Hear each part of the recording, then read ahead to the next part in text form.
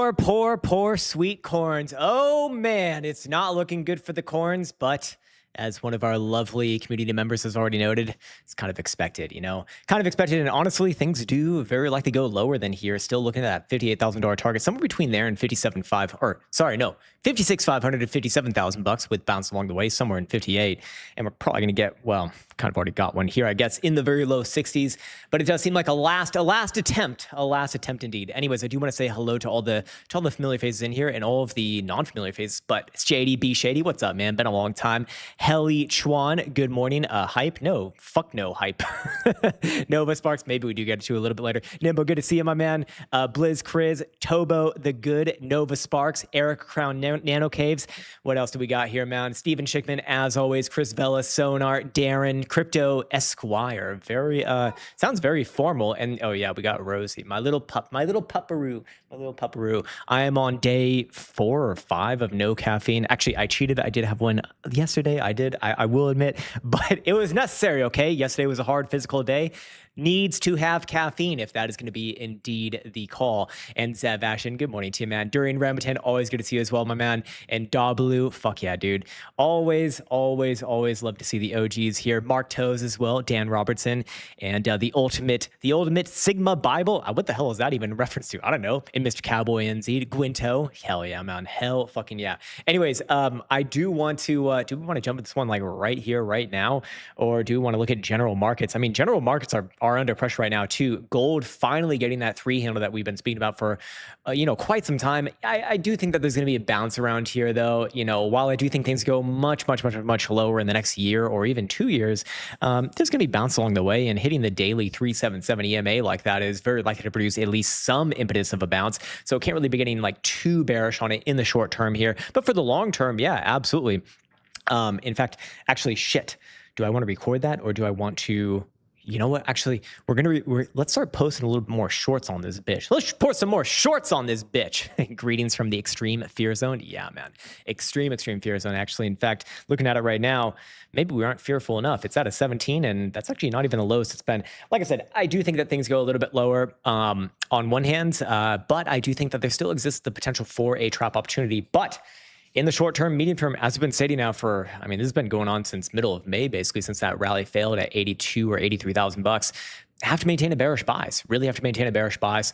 Effectively, as long as Bitcoin is below, let me get back onto the right time frame here, the Reverend Ribbons midband. And again, shout out to Reverend because his house actually fucking burned down this past weekend, which is crazy. You can see, however, the house burned down. By the way, look at the target being met right there. Probably gonna be a little bit of bounce. Again, very upper $59,000 territory, basically kind of where Bitcoin's gotten down to right now. But do I think that things are gonna hold there? Personally, probably not. What I really want to see is divergence occur. But anyways, While we are on the Reverend Ribbons, I do want to say we are going to be running a sale, or we are running a sale for Reverend Ribbons. It'll be 20% off. I'll post you the code in the description below. It is just Revan20, as you see right there, and also pin that message as well. We want to help out our man. He's been keeping us safe on the overall trend as well. This indicator's just been fucking fire, especially for people who are interested in more short-term, medium-term moves, as this one does more or less give you that beautiful bias anytime it breaks that mid-band, and then it gives you those areas of interest for bounces and targets going onwards and forwards. I love this indicator. It's really become a major centerpiece of my analysis since we've gotten our hands on it in this past year. And once again, this one playing out those next areas of interest. Now, I do want to state, yeah, short-term bounce around those regions, sure, it can definitely happen. But again, as long as we are below the mid-band, which is now 65,800, have to maintain that bearish bias. Same thing as before. Same thing again since that middle of May dump. And more importantly, the next targets to the downside, if and when it does break 60,000 bucks, is going to be these green dots right here, 58,200 and change, somewhere around there. Basically, probably a bounce attempt as well. That might be the low. I do think on spot price action we see a little bit lower. I'm still looking at 56,500 to 57,000 ish region. But keep in mind that this is CME, so there is a little bit of a premium over spot price action. But keep in mind with all of this going on right now, we actually do have a kind of a somewhat big event tomorrow. We are going to be getting our PCE numbers coming out, and that is typically what the Fed kind of likes to look at when deciding what to do with interest rates. And based off of the chat from last week, which we watched on this channel for the FOMC, something that really stood out to me amongst pretty much what was a nothing burger was we are going to use new methodologies to define inflation. And that was the one major thing to come out of that. And I think that that is kind of like the hint, hint, nudge, nudge. We're going to find some data that lets us do what we want to fucking do. Whether it's right or not, I don't fucking know, but I don't care. You own assets, it's going to be good for you. If you don't own assets, you're getting fucked, but you're getting fucked anyway. So I don't know, go out there and buy some goddamn assets. I know that, you know, of course, everyone has different levels of disposable income, but you know, with today's day and age, you can buy fractions of a stock. So there is, in my opinion, less of an excuse for most people. Yes, there are some people in terrible situations. Of course, it would have been better to fix that situation with behaviors, you know, probably many years ago, obviously. But at the same time, you know, even then, if there's even like $1 left over, I mean, shit, man. What do you got to lose at that point? Compounding is a real thing, and I know it's easier for me to see. I can totally see the what's it called, the pushback on a statement like that. But at the same time, it really, like, look, if you're going to be living in this sort of a civilization that is using, you know, inflation in this way, that's the game. It's just no one's fucking told you that. No one fucking told you that. It would be better if throughout school, which you learned pretty much nothing useful in, or at least I learned almost nothing useful in. There are some good things, okay, obviously, but just talking from my ass right there. But it would be good, you know, in high school, perhaps, if they would have taught you these fucking things. Then people would know to fucking invest.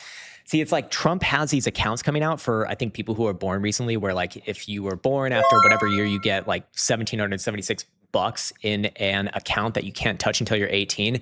I think it's a good idea, but at the same time, unless you financially educate these uneducated motherfuckers, they're just going to take it out as soon as they can get access to it when they're 18, and they're going to spend it and not let it compound even further. And shit, man, like that money might actually be like a decent chunk of change by that time too. I mean, fuck, like that is the whole game. That is the whole game. I think it's a good idea, but without financial education, you're just, you know, you're not really fixing the crux of the issue. Anyways, that is a rant for another video, perhaps. I won't get into that right now.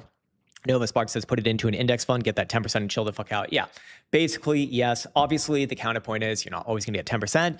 Yeah, duh. But over time, it will be somewhere around there. Just trust me. Like, trust me, believe me. Trust me is always like code word for I'm going to butt fuck you, buddy. But believe me, I didn't believe this as well, you know, or at least I didn't learn this as well.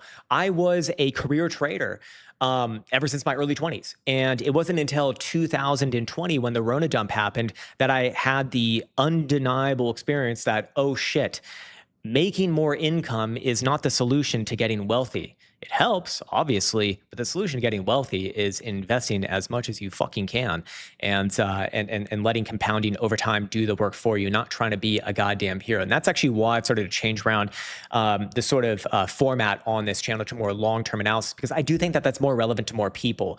Yeah, short-term trading is great, but it's only going to produce you an income, and at the end of the day, you're going to still be that hamster kind of spinning the wheel.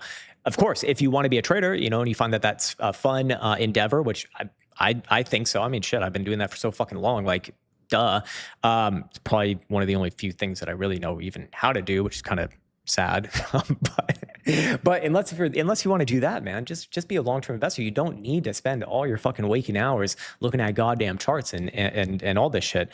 And I say that, you know, humbly, like I would think that that's probably a better lifestyle for most people. And that's kind of what I've been switching into myself as well. But yes, I still do dabble in the old trading there, but I typically use and employ AI agents at this point. Credit to Central Command for that, obviously, because Central Command does allow you to freely use AI trading agents and doesn't even require coding or anything like that. Anyways, all of these links are in the description below. Shill, blah, blah, blah. Let's move on to the actual analysis. So yes, you know, Bitcoin probably prepares a bit of a bounce somewhere around that in the short term, 59,800. That is your next sort of Rev and Ribbons area of interest.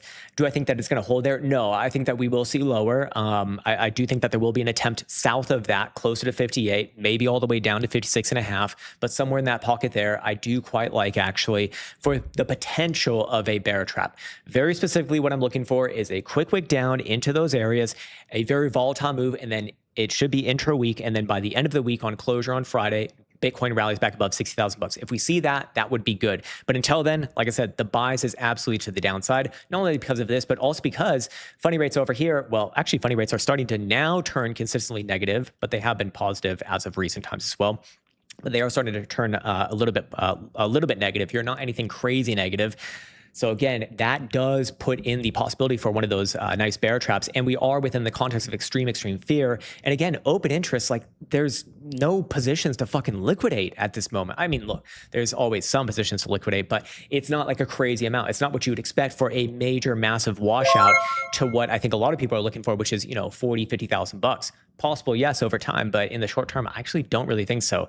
Now, again, to add on to the bearish case in the short term, as we've identified over the past few days since Monday began, daily time frame, playing at the rejection exactly on that trendline regression, and momentum is still remains to the downside on CME as long as Bitcoin's below 63,620. So probably not happening today, probably going to come all the way back down for the full reset. And that is going to bleed into the 2-day time frame, which is also going to have a cross to the downside. Again, this is in the critical zone. So I don't think that Bitcoin has a crazy amount of momentum here. But 3-day time frame, also in that critical zone, same pivot, 63,700, dyslexia speaking. 5-day time frame, also nosediving here, basically 78,000 bucks is the pivot. Weekly time frame, also nosediving, 76,000 bucks almost is the pivot. But then we get to the 2-week time frame, yes, coming down, but also, very, very low here at 70,000 bucks for that pivot. In the monthly time frame coming into, the last 7 days, 6 days, 5 days, whatever. It's only 3 trading days left really for this month, and that one's pivoted at 75,200. You see all of these higher term timeframes moving their way back down toward that critical zone. When we see them all lying down there, I think that you will see the opportunity for that major bear trap. But until then, like I said, the trend is your friend. The trend is absolutely to the downside. There's absolutely no reason in the short term to be bullish as Bitcoin hangs below here. Hangs by a thread. Hope is hanging by a thread right now. You can hear the lamentations of the permabulls in the background. Oh, my butthole! Please save me, Sir Bull Jesus. Bring us green dildos. But unfortunately, the prayers are not being heard at the moment. And I think that there's going to be some more red dildos to be added onto that. So I don't know, say your fucking prayers, man. Until then, like I said, the trend is your friend. My favorite phrase, and it's oh so fucking true. Anyways, on top of that, as far as areas of interest to the downside, looking over here at Caretaker's HPDR, do you want to call out that $58,000 level is also coming up on this as well at the next downside region. That's actually, hold on, wait. Oh yeah, that is the 50% of historic returns range low coming in, yeah, just about 58,000 bucks here too. So a couple things coming in around 58. We also have a couple things coming in around about 56.5 and 57. So, that's kind of a zone of interest for me. I will very likely buy some more Bitcoin at that region too. Not a whole hell of a lot, but yes, I will buy some more. Other than that, like I said, let me actually record this really quick. Gold right here hitting that first major target down below 4,000 bucks. And while I do think things go much lower over time here, seeing as we are seeing a massive reversal on the quarterly and also more importantly, the 6-month time frame, which is just a few days away from closing as a massive shooting star dildo right there. Very likely a bounce in the short term. Why? Because on the daily time frame right here, you're hitting a major moving average. That blue 377 EMA is likely to provide the impetus for at least a short-term bounce. Do I think that things are going to reverse back up to 5,000 here? No, but I do think that you could have a somewhat of a rally, which leads it for more downside over the next into the back half of this year, and of course going onwards and forwards from there. Again, we have been following the 10-year cycle on this thing, and this thing has been working like a clock, putting in those macro highs 10 years away from those macro lows. And what do you know? The last macro low was right here, and the current high working about 21 bars after that on the 6-month time frame, which is, if we go to the monthly, it's going to be a little bit easier to see this one, but that is literally about 121 bars. So almost 10 years on the dot right there. Not bad in this case. But again, long term, I do think it comes much further down, but we are sort of in a bouncy region between very low 4,000s and that yellow 21 EMA at 3,800 or so. So I don't think July is going to be any major continuation just yet. I think we see a July, maybe even August bounce, something like that, and then continuation closer to the end of this year. Nice one. Doing some shorts activity. Oh, and what do you know over here? Bitcoins bouncing 100 US dollars, highly inflated US dollars above 59,800. Holy shit, it's turning around right now. No, of course, patience is required in this situation. Anyways, traditional markets, little bit different here, actually. Well, was green, probably going to turn red relatively soon. It does look like it very well might correct a little bit further south, like we were, sorry, not like I was anticipating before, because yesterday's low is an inflection point now, meaning that if it does even trade below that low, I do have to look for that next target down to 73.39 is what I'm trying to say. And I do want to call out that coming into the end of this month, being that June is just 6 days away, which again, we really only have today, tomorrow, Friday, and then Monday. And then do we have Tuesday? Oh, we have Tuesday as well. Okay, so 5 trading days left in this month to go. If it closed like this is going to start to look like it could be a pullback to open up Q3 rather than continuation early Q3. And then very likely another rally to new highs late Q3, early Q4. Still looking at a Q4 major, likely macro high. But yeah, this could get worse. Of course, if it takes out yesterday's low. If it does, I'm looking for that next target to be met probably before the end of this month closes, and that's going to be 73.40. Let's just call it 73.40. A little bit easier to say right there. Nasdaq already turning red for the day and already has taken out yesterday's low, but we do not see the same sort of interplay between that red 5 EMA and the yellow 21 EMA. So I don't necessarily have the corrective setup right here. And to be fair, on Nasdaq, if it came down closer to 29, still a higher low. So don't really have a major issue with that. That would still be, in my opinion, an opportunity. And the weekly as it stands is bearish engulfing. Actually, sorry, no, it is not. It is about what, $7 away from being a bearish engulfing to the upside. Anyways, yeah, short-term pullback right here if that does happen. And again, it's really going to depend on the weekly closures for these things, both NASDAQ and SPY. So I wouldn't really want to be making too much out of this analysis as of right now. And overall, the trend is indeed your friend. And I just don't want to be bearish on this long-term. I do still want to be looking at this market as generally bullish into the end of this year. But once we get to that Q4, yeah, I do think you're going to see some problems very likely emerge. Other than that, I think we get over into the comments and see some of the super chats going on. I'll just get this one right out of the way because I see it right in front of my face, and it's an easy one. Daniel Bastian says, I'm thinking of buying the trading Bible. What are the expectations that I should have before buying it? I would say, if to make the most out of it, first decide which section you want to master, and don't try to be a fucking schoolboy, a little schoolboy who's like rushing through the fucking program thinking that they watched a video and then they just moved on to the next one without actually absorbing it, that they actually learned something. The best way to do it is to take it slow and tackle the section that you're most interested in. So if you're interested in options, focus only on that. Don't watch any of the other stuff. Just watch the options content until that soaks into your fucking brain and you know it like the back of your hand. Same thing for classical TA, same thing for quantitative analysis, and same thing for the psychology as well. Although psychology can kind of bake in here too. But the main thing that I'd say to that in alignment with this next piece is what I see most people have success with, which is when you are going through the content, try out the ideas and try out your own execution and try out your own strategies while you're going through it, but don't use real amounts of money. Either use very, very small dollar account or use a paper testnet account. You can do paper account trading, by the way, with central command agents over here. Like you can literally just figure out if your strategy is going to work anyways. You can build your strategy, or sorry, the strategy library is literally just giving you strategies. So hold on, I'm not just going to...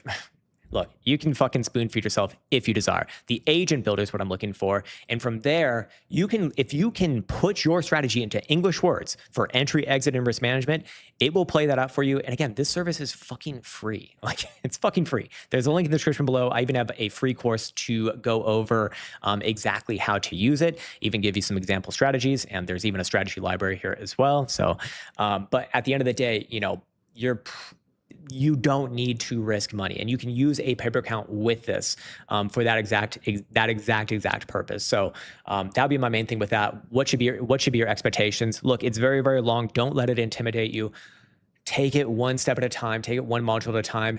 Don't move on before you really feel like you understand something.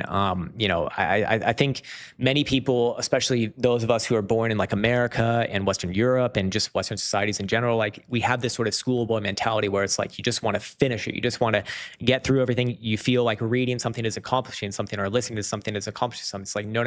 This is trading. This is like a real skill. You need to fucking put effort into it. And honestly, that's probably just the major issue with our school system anyways. I mean, first off, they're teaching people skills that are no longer really needed for the most part. I mean, knowledge skills at this point and memory skills at this point are all automated. I mean, fuck, like good luck with that, man. But on top of that, you know, you learn how to, you don't learn how to problem solve is a real issue. You don't really learn how to critically think. At least I don't think. At least that's not what I got. Craig Templar says Wendy's stock is on a tear today. Junior bacon cheeseburgers and chicken tendies have been consistently dishless for years. It's true. There's also a lot of man children at this point too ordering those chicken tendies because they've grown out of their mom's basements. I saw one the other day too.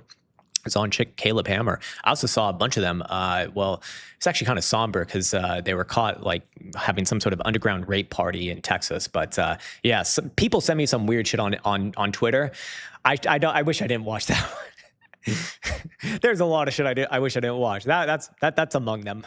Anyways, Great White Hype is first. He's looking at Tesla. Let's go over to Tesla here. I think Tesla's back below 400 last I saw, and that is putting it once again in limbo here. Tesla's had its chances. It's failed its chances coming into the end of this month as well. I mean, you know, unless if it reclaims 400 by end of month, I got to be looking for this thing to come closer to 360 to whatever the low was from April. I guess that was like 330 to 360. Very likely a bounce temp there, but is it going to be the next higher low is a real question. And I mean, it's not obvious to me. So I really hope that this one does reclaim 400 by end of month because that makes it much more of an obvious play, you know, at least for remaining with a long, you know, at least for like gaining a long bias. But until then, doesn't really, yeah, I mean, for right now, this is obviously bearish and obviously wants to come down to 360. So hope for a big bounce at 360, I guess. Something like that, man. Kind of a hard one. I mean, it's been basically uneventful since when? Since April. So not really much going over there. Steven Schickman says Zeta, Bitcoiner 21 mil says, what's the worst that could happen? Well, the worst that could happen is always we all just get evaporated by some sort of, you know, wormhole that we get sucked into. But barring that, the second worst thing is Bitcoin going down at least $1 more from here, making me more poor. Steven Schickman's looking at Zeta. Zeta, what do we have with Zeta? Zeta actually still trying to base off of that $18 number. Maybe it does. It's been a hard one for me too. I would feel better about this one calling the next higher low somewhere around like 16 bucks or so. That's just an easier buy in my opinion. But still long term, I do think that this one does actually break out to the upside. It's just, is it going to do it from this low here? I would still say unlikely. I do think that this one very likely over the summer probably comes down to, you know, that $16, $17 number. It's not that much further down from where it already got to this month. It actually already got to 17 handle. It's just a high 17 handle. So, you know, I don't know how much you want to trade around that. But still, the process for calling a breakout on this thing is more or less the same as before. I need to see a weekly closure above 24.71. It's had many tries, many attempts over the past year. You know, until it does that, I mean, can't really call a breakout here. It's right in the middle of the range. I usually don't have major calls here. If I had to call it, probably down next to that next higher low sometime in summer. But I'm not necessarily bearish on it. Like, I don't think it's going to like take out the $14.50 low, or at least that's not my first disposition here. I think it'd be a higher low, much more likely before anything like that. Cool. All right. We got Soxel next. Soxel is Sox long, probably looking absolutely fucking disastrous right now. And it is. And it is. Yeah, man. Yeah, to be fair, looks like, I mean, so close to putting in a bearish engulfing. Again, it's really going to depend on whatever the weekly does. If the weekly finishes below last week's low at 226, I do have to turn short-term, medium-term bearish on this with a target down to 150, which is a big move for this because it's at 220 right now, 230. But as long as it's above there, I don't really want to get bearish on it just yet. I still think it's a bit premature for these things to be putting in highs. Yes, I think that these highs are coming in like relatively soon, but still this month would be, in my than likely. I'd still want to see, like, it would be a lot more obvious to me if these things still put in like a higher low here, somewhere around here at least, salvage the weekly, put in a higher high in July, and then top out like late July, August, something like that. I do think, again, you're around the tops in terms of price regardless. Do I think that this one can still get to 330? Yeah, that would look a lot more obvious to me. But hey, just because it's not obvious to me doesn't mean it can't happen like that. If this one finishes as a bearish engulfing, I would have to flip around to being short-term, medium-term bearish. And these things, when they do flip around, they will be extremely fast and take no prisoners. And I will be off by about a week typically. Anyways, bless you, Elsa. Elsa's sneezing in the backgrounds. Yeah, looking at the monthly, it's like. Well, if it finishes like this, not super hot, I'd probably sell any move to like 240, but we still got 6 days left to go. So anyways, a little bit premature for the monthly as of this exact moment. Mr. D says, hello, sir. What's up, man? Marvel, 280 entry, upside GG. Does that mean good game or is it over? Or I don't know. Your entry is 280. It's trading 271. I think you're going to bounce here and you probably bounce up to like 300, but that is just filling the gap. Look, here's what you're betting on right now if you want to be bullish. You're betting on your higher low coming in exactly at that 21 EMA. Okay, very common, very not anything out of the ordinary there. But you're basically betting on it wedging itself into something like this and then having one more breakout. That is personally what I like to see on a lot of these things. I think that's just the more obvious play, or sorry, that would be more obviously leading into the next major high. If things top out right here, I would really start to lean into, or I would really start to explore the possibility that, yeah, it's a pullback first in open of Q3, but maybe they have one more high to go, late Q3, early Q4, and then they top out. That would make things a lot more complicated in my opinion. But for right now, I'd give it a chance to put in a higher low here because it is literally on a higher low and the daily 21 is kind of where you expect those things to come in around. That also means if you start to close below there, 260, then you got problems. But until then, the trend is your friend, as we like to say. And yeah. Weekly's pretty ugly, not gonna lie. Weekly's pretty fucking ugly, but I'd be going actually off the daily in this case and managing off that because it's a little bit more relevant to the short term. Anyways, let's see. Yarbrook is looking at when 5 days. Get a load of this. Is this Wendy's? Sorry, the Wendy's. Is this Wendy's? This is actually Wendy's, and it is actually rallying, and it does look like shit long term, and it probably did deserve its last lower high. I don't know. I mean, shit. It is a massive bullish engulfing, but I'm never going to be kind to a stock that looks like this, especially since fucking 2021. It's been a bull market for everything else in their mother, and this thing can't catch a bid, but can it catch a pity rally? I guess it's at least that. Kind of hit your easy weekly target though. Elsa, what are you doing? Elsa's like throwing things in the background, throwing a tantrum. I don't know why you're doing this. Yeah, obviously she's trying to sabotage us as always, but yeah, try again, Elsa, try again.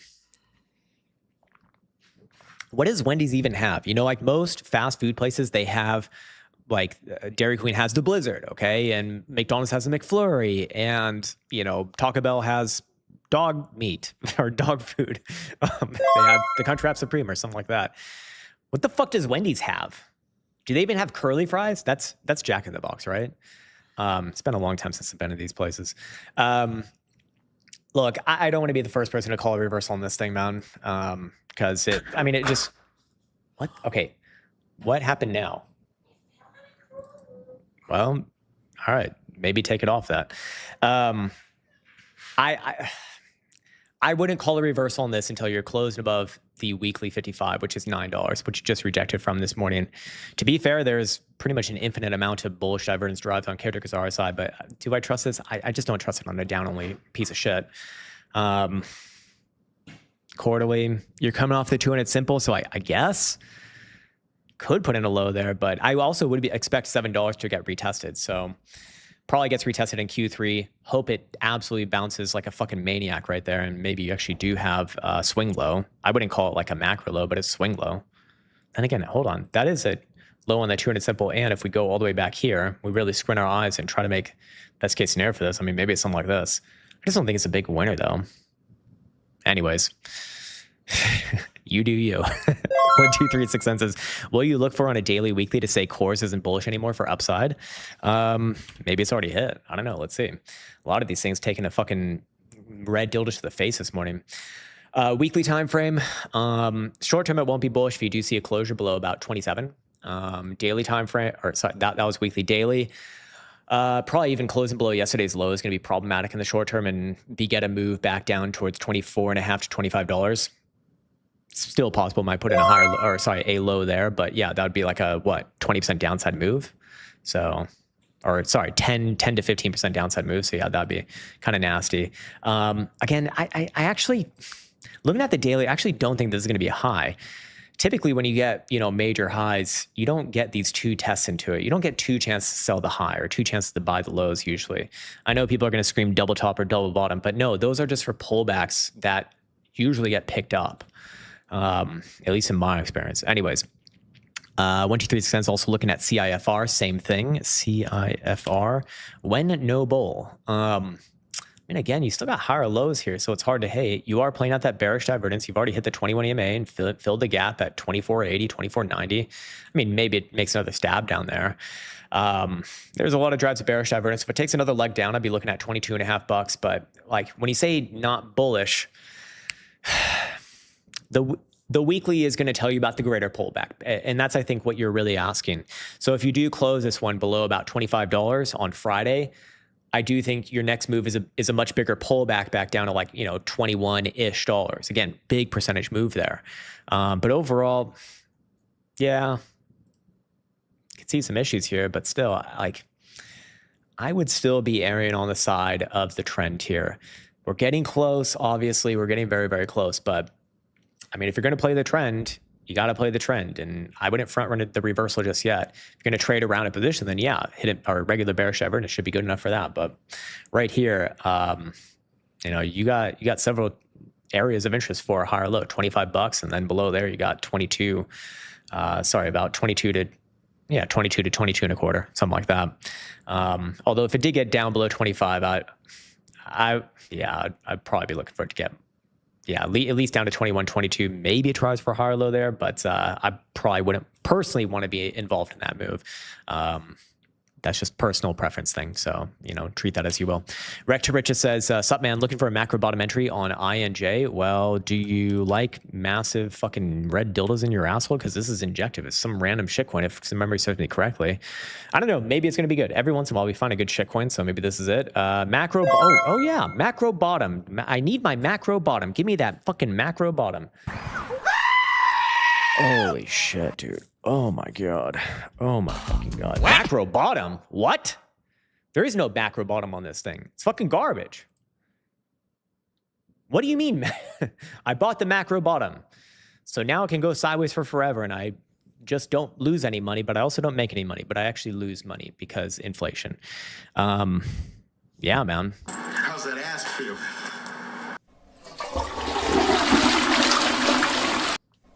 There we go. Look at the flush. I must flush. Oh! My Angus! Oh!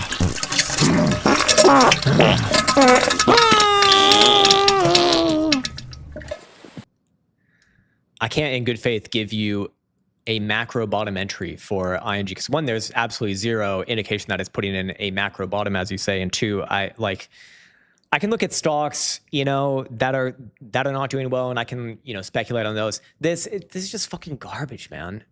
Like, you're better off getting into a fucking MLM.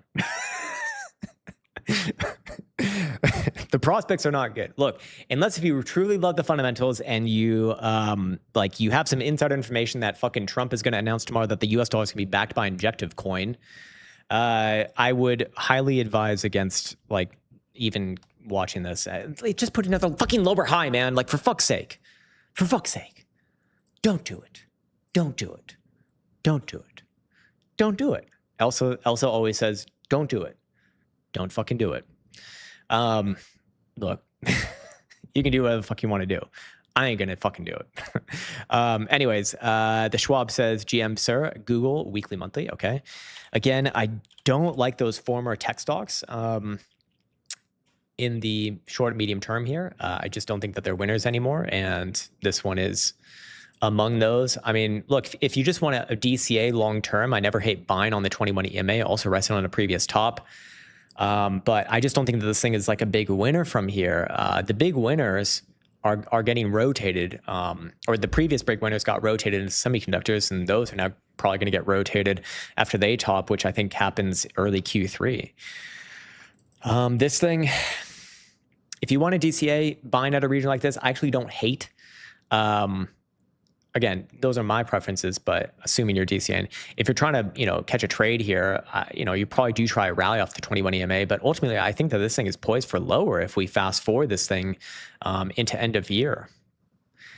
Especially if this thing finishes this quarter below, which the close is next Tuesday, below 349. If that happens, I would not want to be. I would not expect to be bullish coming into end of this year, basically, for this thing at least. Anyways, Euroports can't even afford AC. I know, it's very sad. It's very, very sad. They can't afford AC. They can't afford ice machines. What else? They have no patriotism and generally just depressing and no sunlight. Yeah, there you go. Should we go to Francistan? I don't know. I was there this past, I was there about a year ago. We were there about a year ago. It's actually kind of nice. Wouldn't want to live there, but it's nice to visit. I think that's what Europe is at this point. It's just a fucking tourist destination. Although Greece is pretty cool. Greece would be awesome. The rest of it, tourist destination, cool. Anyways, let's go over to Daniel Bastian. He's back. He's looking at, or he said, hey, Krown, last live I asked about Lunar, and you said to always take profits. Yes, because, look, I'm not saying you have to follow what I'm doing, but when we were forecasting a target at $42 for Lunar, and I'll bring Lunar up right now, in my opinion and in my experience, you absolutely must take profits when you hit, at least some amount of profits when you hit a major Fibonacci extension like that, which was, let me put it up right here. Do I even still have it in there? Yeah, I do. It was the 2 extension right here. Yes, it went a little bit above that, but look, you can't get fucking greedy with these things. It's singular stock. At least that's the way that I think. You can do whatever the fuck you want to do. I'm applying my preferences on these things because I don't know what yours are, and that's not like I'm berating you. It's just, how could I know? You can't fit that much into like a 1-sentence comment on YouTube, so it's difficult. But yeah, man, that was my point. It's like when you see a major target like that hit, take some fucking profits. Like, I understand that it's very seductive, especially for people in the crypto sphere, to look for the fucking moon mode move where I long it and then I never have to look back. I heard some guys say that one time. I'm like, holy shit, you're a fucking idiot. It almost never happens. It almost never happens.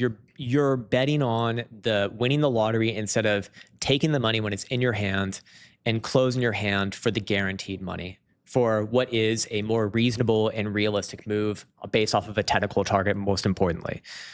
So that's what I was talking about with that at $42, very specifically. And how do you take profits? Well, you sell. Do you only use Fibonacci to know when to sell? Fibonacci extensions are one way to do it when you're in blue sky breakouts. Also looking for bearish divergences is another way to do it. Looking for extreme volatilities or massive volume spikes. On parabolic moves. These are all valid ways that you can employ. Everyone has their own secret sauce. I employ various factors of all of those things. Anyways, we got William Kiefer next. He says, a Matt stock, take my money and run, or recharge in front of the push higher. Let's see. Yeah, despite a lot of these things turning red today, I wouldn't call it over just yet, honestly. I think if you're going to ride these sort of moves, like, you got to give it a little bit of the benefit of the doubt. I do think it's going to go lower here. Just like straight up, I think it's going to go lower here to 540, 550, whatever. Is that worth it to you to trade around? I think it's always worth it to take some profits when you're a fucking crazy move like this. So I'd be taking at least, personally, I'd want like 50% off my position in an area like this. You're out of no man's land at this point. Kind of the same thing as the last chart. This one's at the 3618 extension from the previous base from, just a couple of years ago. Like, that's pretty extreme. So with that in mind, like, I would absolutely want to take profits here. Do I think it might go higher? I do think it might go higher, like sometime a little bit later in Q3. But in the short term, yeah, it wants some downside, and I do think it comes down to 530, 540, whatever. If do you want to trade around that? That's a question only you can answer. And of course, there always exists the possibility that it does fail. And if it does, I mean, shit, you'll be at 460 in no time if it truly is topping here. But I wouldn't call it top just based off of this alone yet. That's yet, especially as long as you're above the red 5 EMA on the weekly. It's just, these are trending moving averages. I don't have a reason to fade those. So again, up to you, but yeah. My preference is always, when I see a crazy target like that get hit, I want to be mostly out. It's a good trade. I don't like holding singular stocks for a long time, even though this is a great stock. I mean, shit, man, this thing's been pretty much up only for the last 25 years, which is amazing. But even then, even with a great stock, there will be major, massive pullbacks. And if you truly want to hold it for the long term, you could sell 50% here and likely buy lower in about a year, and you can increase your overall holdings. Again, assuming you want to hold this thing. I don't know if you do or don't, but just postulating ideas out there, man. Anyways, let's see. Let's go down. We got Daniel. Oh wait, no, I already got that one for Daniel. So cool. I really do like those questions, by the way, Daniel. Good questions, because it's more like theory, and I think that can be perhaps more helpful for people than just like giving out an analysis on a chart.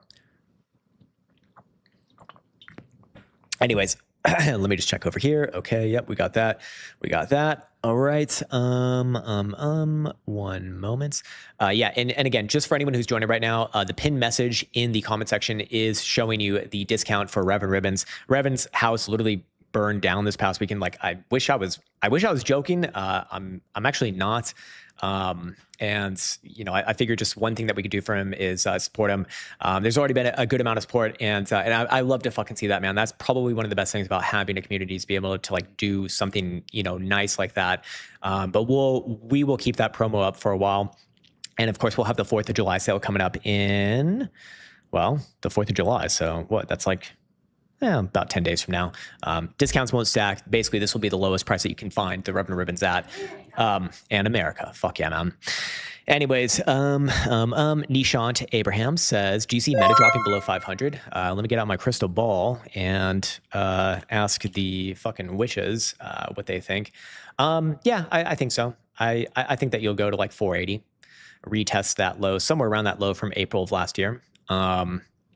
Again, I just don't think these previous big tech stocks, Microsoft, Amazon, Netflix, Facebook, Google, these sort of things, I've been saying this for a while. I just don't think they're going to be the big winners for a while. It's also a sign that this market cycle is, coming to a close. I still think that's probably closer to Q4, but these things, they're no longer the big winners. They haven't been the big winners for a while. And if I have to call it, I think, yeah, this thing comes, decently below $500 if we fast forward into end of 2026 here. So yeah. Anyways, all right. You're planning to hold for 2 to 3 years. I think that you'll be able to pick it up for cheaper. I'll put it that way. If you can get low 400s, I think that's great. Yeah. Low 400s to mid 300s. I think that's a buy zone if you really want to accumulate it. Yeah, but I do think you got some downside here. These things have topped for a while. All right, cool. MicroStrategy just hit $80. Wait, really? Holy shit! Let's see it. God damn, man. Did it? No, it didn't. It got to 92. You bastard. You done tricked me. Still wouldn't buy it anyways, but yeah. But that is an area of interest, to be fair. That low $80 number is an area of interest. So there should at least be a balance somewhere around there. All right, cool. Let me scroll up here. I just lost my place. We are at Pisa now. He's looking at, of course, XRP. What is next stop? Next stop, Brooklyn, or is it wrecked for forever? Let's see. Oh, yes, I do have it on my list. Okay, so it's hit our 105 target to $1 target. Pray to fucking Bula, Jesus, whatever deity in the sky you believe in, pray to them right now. You better hope for a big bounce right there, man. Otherwise, and here's what I really do think is going to happen. I think you're going to hit around 85 cents, and that should be a big bounce. Yeah. I don't think you're going to bottom out 105. In other words, I think it's going to be, another like 20% down to 80 to 85 cents region. Yeah. Other than that, I don't really have anything to say. I'm not even guaranteeing it's going to like bottom at 80 cents. I just think there's going to be a big bounce there. Yeah, pretty ugly. There is one way to call a reversal on this. Again, you'd really want to see it like literally reverse pretty much exactly from where it's at right now, which I think is unlikely. But if it did and it reclaimed last week's high, is that Rosie? Rosie, what is it? What is it, pup? Okay. There's literally no one there. We have a fucking ghost scene dog or some shit. If it could take out the previous week's high, I would call something of a reversal. But look, man, it's like, oh God, that is just painful to look at. Straight down since July of 2025, more than a year or almost a full year of just down only. Oh, I don't even own XRP and that's painful to look at. Like, what the fuck? Just down and down, like it slinks and slinks and slinks. Yeah, man. I do sincerely hope it's going well for you, but yeah, man, I will go out of my, you already know what I'm saying on the chart. You already know. ZPH says UMAC close under 22. Any hopium weekly, monthly? I mean, you know, pivots are pivots for a reason, man. Any hopium? Look, there's always hopium, but like, do you want the fucking 2% likelihood of hopium, or do you want the 90% of very likely not hopium? To me, that was a big number to hold. That was a very big number to hold. I guess your hopium is that it comes down, fills the gap precisely at 1908, and then bounces on a heroic bounce. But a lot of these electronic, computer-related, fucking semiconductor, these things, I think if you've been riding these things and you've been a lot of profit, I think taking some profit, even though you're 10% off the highs on a lot of these things, in this case a lot more, that's the right call to do. And keep in mind, you know, when these things do top out, it's not going to be obvious to call the top until it's fully confirmed, which means that they will be like 10 to 15% off most likely if they're mature. For something like this, it can be much more, obviously. But yeah. Yeah, there's always hopium. Basically, better hope for a bounce like from here. Kind of the same thing as XRP. Like maybe one more stab down to $19 to officially fill that gap, but like it must bounce before end of week. It must bounce before end of week back above $20 at least. If you really want me to feed you some hopium, that's what I'd be looking for. But would I be riding and dying on that? No, I would not. Rector Rich says, which brokerages do sorry, man. Which brokerage do you like between just those two?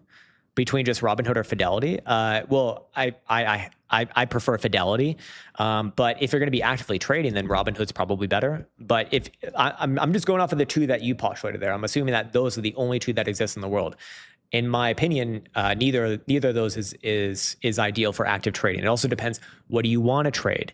And are we talking long-term investing or are we talking trading? If you're talking long-term investing, yeah, Vanguard, Fidelity, Schwab, these are all great picks. Yeah.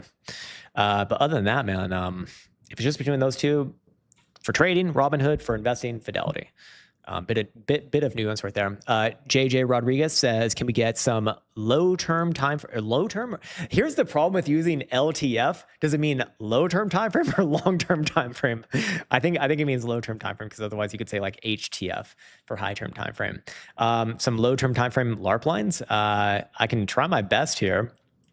Like I said, I do think Bitcoin is going to see at least a 5.8 handle. And I mean, look, here is my ideal situation on Bitcoin. All right, here is my ideal hopium infused situation on Bitcoin. Okay, it's not necessarily pertaining to the very low term time frames, but naturally we'll kind of get the idea from that. Boom, come down here, 56, blah, blah, blah, blah, blah, back up, reclaim 60. Okay, we're good. Fucking nice, great. If you're on like a 4-hour time frame, okay, what does low term time frame mean to you? Just give me a fucking time frame, man. 15-minute time frame, try to bounce right here. Trying to have a little bit of a bounce, but you know, when you get into these sort of dumps, in my opinion, the best way to play like a tradable bounce is to wait for 3 drives of bullish divergence, not 2. And this one only has 2. And yeah, you are getting a bounce off of 2, but 2, off of just 2 drives of bullish divergence on a 15-minute time frame, it's going to be a very short-lived move typically, and it can just dump out the fucking asshole right after that. So you got to be real fast if you're going to make it work. 3 drives of bullish divergence, that's where, okay, nice. Now we have, a good probability of a decent move to the upside that I can kind of see where it's going to go. So this one, I wouldn't buy right here. I think that it will come lower. Probably try a bounce in the mid to low 58s if I'm like looking at the very low term timeframes. So it's going to get down here at some point, and then you bounce up like this. I guess that would be like the most hopium infused look at this. Just leave the door kind of like cracked open, and she can come in if she wants. Yeah, Rosie's. What did she want?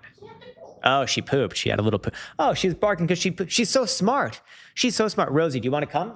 Rosie, come. Rosie, come. Rosie. Hey, what the fuck? You're making me look bad right now. Oh my God, no authority. Bad Rosie. All right, well, we'll move on. Fuck her. Okay. Chris Bella says Rigetti, RGTI. Okay. RGTI. All right. Rigetti Computing. Looks exactly the same as Bitcoin on the 15. Better be hoping and praying for a bounce right here at the 55 EMA. I don't think it's going to bounce here personally. I do think that this one will trade back down towards the bottom side of this range. Long term, I actually think it's okay. You got a tail of 2 boundaries here, one to the upside at 28 or so, and one to the downside at 12.5. I think this month you probably come down to about 1665. Try for a short-term bounce there. Does it bottom out there or not? I don't know. If it reclaims 20 by end of month, then maybe. But I'd be betting it likely gets close to the bottom side of this boundary to 12.5 bucks, and very likely holds it and bounces off that. Yeah. If I'm calling it right here, rejection, had 1, 2, 3 chances, hidden bearish divergence, not good. Back to the middle of the range, already tried its bounce there, it's back there again. Usually not a good sign. So yeah. Batman, he says, hi, Krown. Is that IGN or LGN? Hold on, IGN? Okay, sorry, I didn't even type it in right. Okay, is it IGN or is it LGN? Let me try this again. LGN. I think it was LGN because you used all lowercase. So that would make more sense to me. I think this thing has topped out for a while and it's coming down to 72 bucks. Maybe another bounce attempt at 78 and a quarter, but I think generally you're going to come down to low 70s, try for a bounce there and hope that bounces like big time, sir. Like a big old bounce. Rosie, come. Rosie? This damn dog won't listen to me. Taking you back to the pound. AAP says, gimme chicken tendies, be they crispy or from Wendy's. Mummy lifts me to the car to find me tendies near and far. Mummy stops and wails and cries, but tears aren't tendies, nugs are fries. That was genius. Maybe don't hand her over my cameras and computers. You can hand from the side here. All right, Rosie will make an appearance now. All right, Rosie. Okay. Rosie Poo is here. Would you like to say anything? Good girl, Rosie. Good girl, Rosie. Good girl, Rosie. Is Bitcoin going up or down? All right, well, she put her head down, so that's like a Groundhog Day signal, I think.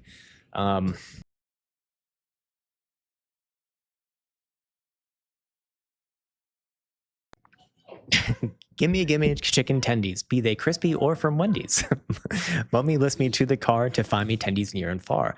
Mummy sobs and wails and cries, but tears aren't tendies, nugs are fries. Very nice. That was great. Thank you for that, man. That was great. Hey, all good, Mr. Cowboy Anzi. I do see that now, man. I do see that. Thank you, man. That is some of the most it's some of the best messages that I can get, man. Really. Thank you, man. Great White Hype says STRC was marked as low volatility retirement investment instrument. Oh, don't you say? Low volatility, you say? Oh, my volatility is so low. Weekly volatility at literally 100 percentile. So my low volatility, also 100 percentile on a daily. My low volatility instruments. My low volatility instruments? Hey, do you got any more of those low volatility instruments? Yeah, my low volatility instruments. Oh yes, my low volatility instruments. Anyways, imagine being 20% down on your capital that quickly. Yeah, in just like 2 short weeks. In just one short month, you too couldn't be in a low volatility investment down only 20%. Incredible. Will MicroStrategy recover from the reputation hit? I don't know. Speculation questions like that. Your guess is as good as mine. I don't fucking know, man. I think Angus. Yeah, I don't know. Man, I wonder what Sailor feels like right now. Like, not even talking shit on him or anything like that, but just, God, you go from the biggest hero to it's looking not great. I mean, maybe I don't understand the full picture, but, and look, I'm not even saying that like I foresaw this or anything like that. When I was talking about STRC, STRF, STR, whatever the fuck, I always said in my strategy as well, it's like, I don't fucking understand it. And this yield, where the fuck is that coming from? I don't know, man. Maybe it does, you know, maybe it ends up being fine. Who knows? Time shall tell. But until then, man, I have no clue. But yeah, that's got to be rough. It's going up forever, Laura. It's going up forever. It's going to be like, God, man, imagine like that's going to be the fucking sailor call for the rest of his life. You know, as people pass him down by the streets and say, going up forever, Laura. Something like that, man. I don't envy him. But yeah. Anyways, Itachi BTC says NVIDIA on daily and weekly, maybe monthly. Sure. NVDA. Like all of the other major techs, like I've been saying, Microsoft, Google, Amazon, Netflix, Facebook, Meta, whatever the fuck. Don't think that they're winners here. I have to bet on it. It's coming down. You got bearish divergence on the monthly, on the weekly, on the daily. You're gonna see bounce along the way. Probably another attempt at like 190 to 194, somewhere in that pocket there. But I do think that this one is coming down more from there. I think your next bet as like at a significant higher low that might actually be good for the long term would be 180. Still a 20% move from where you're, or sorry, a 10% move from where you're at right now. And if the monthly divergence plays out, then you got real problems because it's going to come down to the range low at 165. And it actually has never really even broken out. It did not close above in May. And in June, it tried, but obviously failed as well. So that would be a range play. And next move would be to the middle of the range and then to the bottom side of the range. So yeah, hard one to love, man. Long term, it's an easy one to love for sure. But short term, not so much. Not so much right now. It had its chance this month. Selling off as we get closer and closer to the end of June, not a great sign. Still 6 days left to go, so who knows? Maybe it salvages itself, but yeah. Noah Reason says XMR, short term. Okay, XMR. Monero. I actually haven't looked at Monero in a couple of weeks, I think. I guess we had a target down here for whatever reason, and that's hit. Where does it go from here? Probably retest that area, to be honest. Wouldn't be surprised to see it make another sweep at like 280-ish, like retest officially the February lows. Oh, wow. It never even got below the February lows recently. Interesting. You got a pretty easy way to call it a reversal here. If it just trades back above that June high, I'd be bullish AF. But until then, at best, you're in a range play. And at worst, you're in a real reversal. But even the range play brings it back down to like, 280, 275 region. Things get really crazy, then if it's a real reversal, then you're looking at 215 to 220. Yeah, not the chart of the day award for this one. Yeah, a lot of these things, like they made their breakout attempts in June. They got rejected on their breakout attempts in June. now starting to evolve a lot of these into potential real reversals. Yeah. CC says NEE target 103 end of August. Okay. Thinking to enter now. All right. Let's see. It's trading at 86.78. You want 103. So you're basically looking for this thing to retest you're looking for it to make new highs.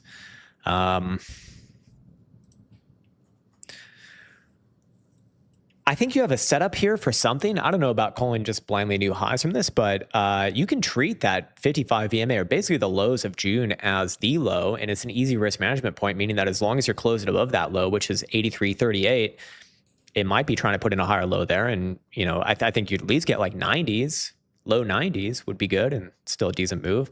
When I look at the monthly, this is a good place for a bounce, to be fair.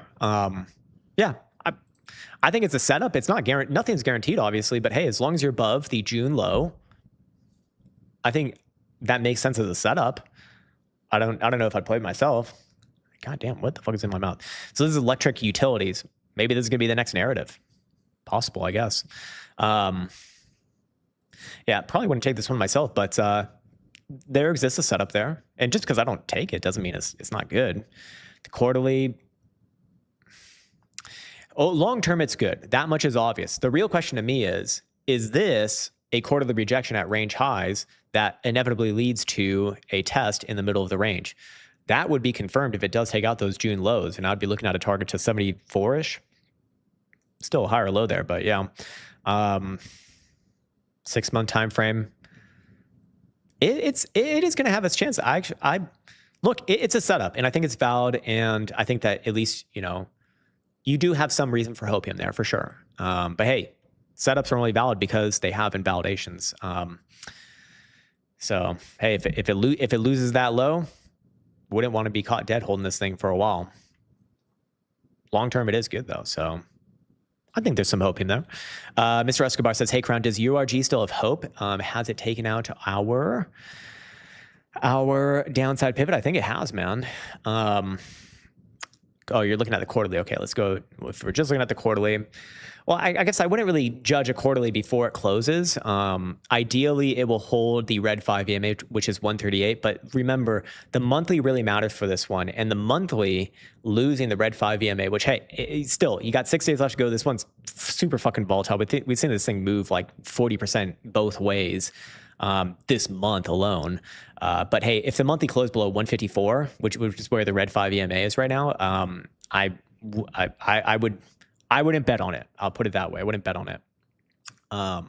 Yeah, but 6 days is a lot for something that's volatile like this, and you know, especially with an event tomorrow.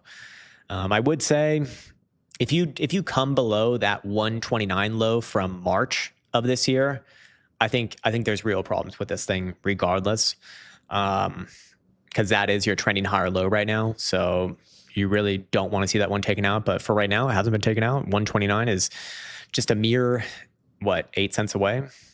Yeah. I actually would not be looking at the quarterly for that one. I think you'll get advance notice earlier from a lower time frame, so easy to manage.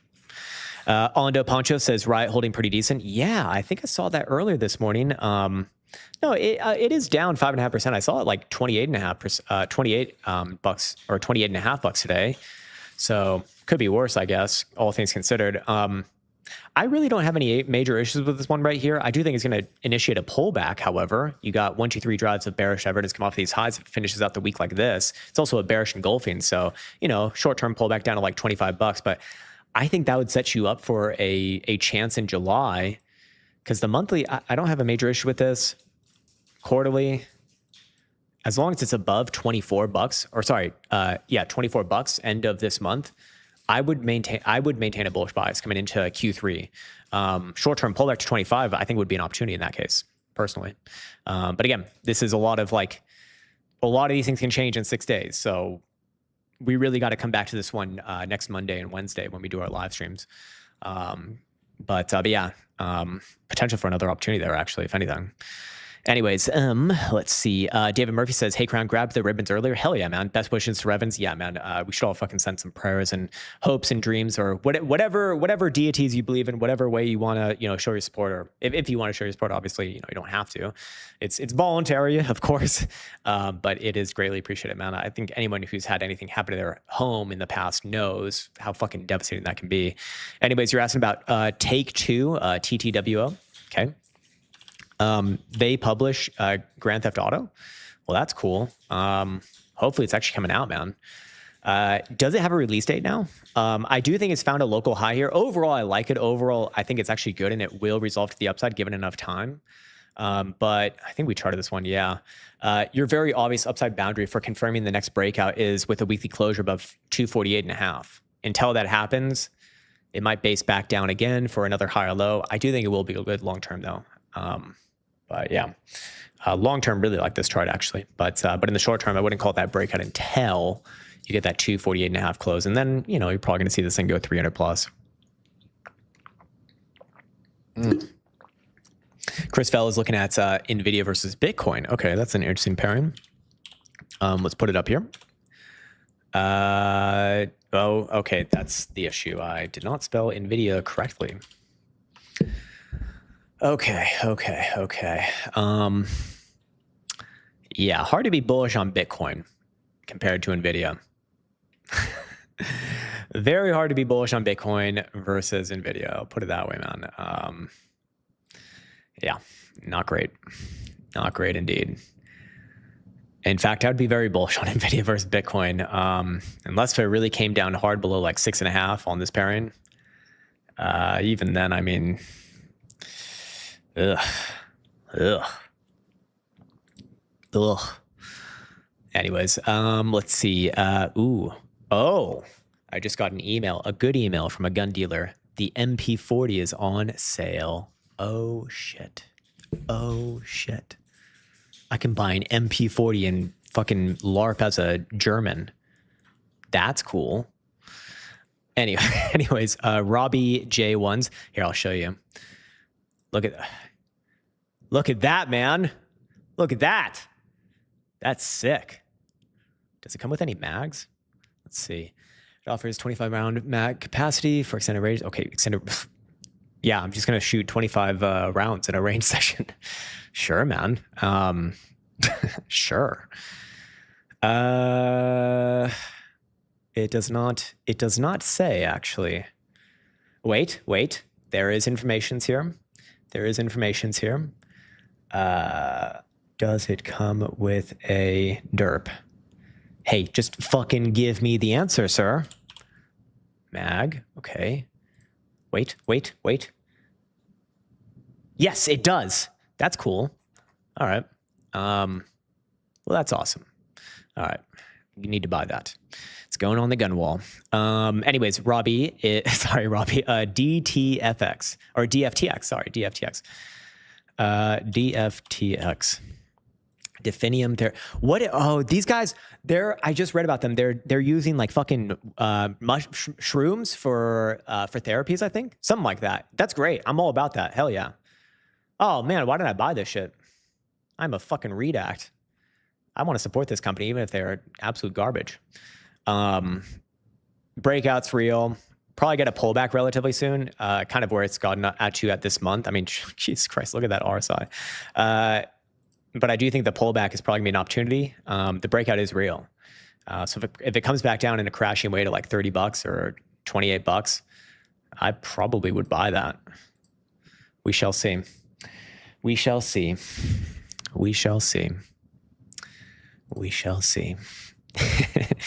The old grease gun. That ain't no grease gun, son. The grease gun. Wait, what is the grease gun? Is that the Thompson?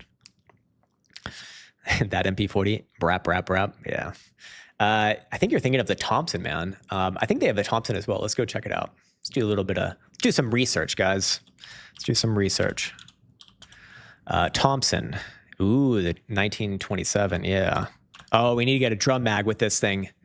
Oh my God, they have it. Holy shit. You can just go on the internet. This is why America is amazing. You can just go on the internet and buy. You can just go on the internet and buy this. And guys, if you didn't know, because this doesn't have a stock, it's actually a pistol. I laughed so fucking hard. Like one of the first times I went to a gun dealership in person, I didn't know really much about guns. And this guy, and like I asked, hey, what's that on the wall? And he says, he hands it to me, says, oh yeah, you can get this right here. And I'm like, oh, isn't this considered like a short barrel rifle? Cause like I did 5 minutes of research and that's all I knew. And I could tell it was short. And he's like, no, this is a pistol. It just had like a fucking pistol brace on it. I laughed for so fucking long after that, man. It's so fucking funny. So fucking funny. But it's true. It's a pistol. Look, if it doesn't have a bump stock, it doesn't have a stock, a fixed stock, it's a pistol, okay? That's the rules. Anyways, DFTX, I like it. I think you're probably in for a pullback to probably open up July, but I do think that pullback's probably an opportunity and it might come down in a big way. I mean, 42 to like 30 is what, a 25% move. So, yeah. Crazy, man. Crazy. Yeah, the Euroports just can't even comprehend America. But we have free healthcare. Yeah, we have fucking free soda refills. So, and they actually work, and you get them real fucking fast too. Conservative Cat weekly, monthly. Yeah, we've done that a million times. I think UFO is in order. UFO right here. This is the space ETF. When weren't they supposed to announce aliens by now? I thought that it was coming in June. I thought the alien announcement was actually in May. I thought that's when it was slated for. Anyways, to be fair, you actually probably do have a pretty big bounce incoming because there is a massive new low on the weekly RSI compared to even November of last year when it was trading at like $30. But I do think you probably come a little bit lower first. I think it would be a better bet to be betting on a low or at least a big bounce to emerge from like 42, 43 bucks, somewhere in that green 55 would make a lot of sense. But yeah, I do think your next big move is a bounce, but it comes from, about 10, 15% lower. Yeah, and free water at a restaurant. Oh man, God. And you don't need to pay you don't need to pay your stupid fucking Euro coins to use the bathroom too. Oh man, that shit pissed me off. Oh my God. Oh my fucking God. Anyways, Chris Fell is looking at QTEX. QTEX. The good thing about the timing of these streams is that the Euroports actually, I think it's too late for them. So they can't complain. Oh, you have no culture. Fuck off. Yeah, but now you're an American poor. I don't have an analysis on this. It's way too new, man. There's absolutely not an analysis to be done on the weekly. It's much too new. And anything that, I mean, shit, man, it really needs like years for an analysis on a weekly, to be honest. And same thing on a daily, man. This thing's been around for like a month and a few days. I'd have no value to give you on this thing. The only obvious thing is if it did take out Monday's high, I'd look for a move to the previous all-time high for whatever that's worth. If it takes out Monday's low, doesn't really mean much to it, but I guess I'd be betting on some downside. But look, would I be trading on this? Would I be betting on anything based off of that? No. I mean, shit, man, barely even an hourly works on this thing right now. So I always want to be very transparent when I don't have a good opinion. This would be one of those times. Northern Kingdom says, yeah, Creighton C. They have crappy hospitals. Oh, believe me, I know. And free healthcare. Our hospital, dude, I've been to many Finnish hospitals because for one, I've been to private hospitals in Finland too. And they look like old school classrooms. The fucking dentist I went to, I swear it must have been an old classroom from a school. And it looks beat up as shit from, 1980 probably. And yeah, and believe me, when you go to the fucking free one, oh, yeah, great. There was one time I actually did use the free hospital because I actually had an emergency. Other than that, I actually couldn't even use it, even though I was paying taxes, which is fucking bullshit. But I wouldn't have used it anyways, but just for the just the thought of it. But one time when I first got to Finland, I actually almost busted up my eye. It was actually on one of these streams, oh no, it wasn't on the stream. It was when I woke. I rolled out of bed and I hit something when I rolled out of bed. With my eye. And so I went to the free hospital and yeah, they fixed it up. That was great. But let me tell you, man, there was several other people there. Let's just say these were not native Finns. And they were, I don't know what the fuck they were saying, but it didn't sound very nice. And they were like yelling at the hospital staff and just causing a scene. It was like not, it was just imagine going to the DMV with like a bunch of retarded, fucking ignorant, and very pissed off people. That's what it was like. Sucked. Yeah, our hospitals are like resorts, and we have a massive military. So talk shit, get hit. Yes. No, kidding, man.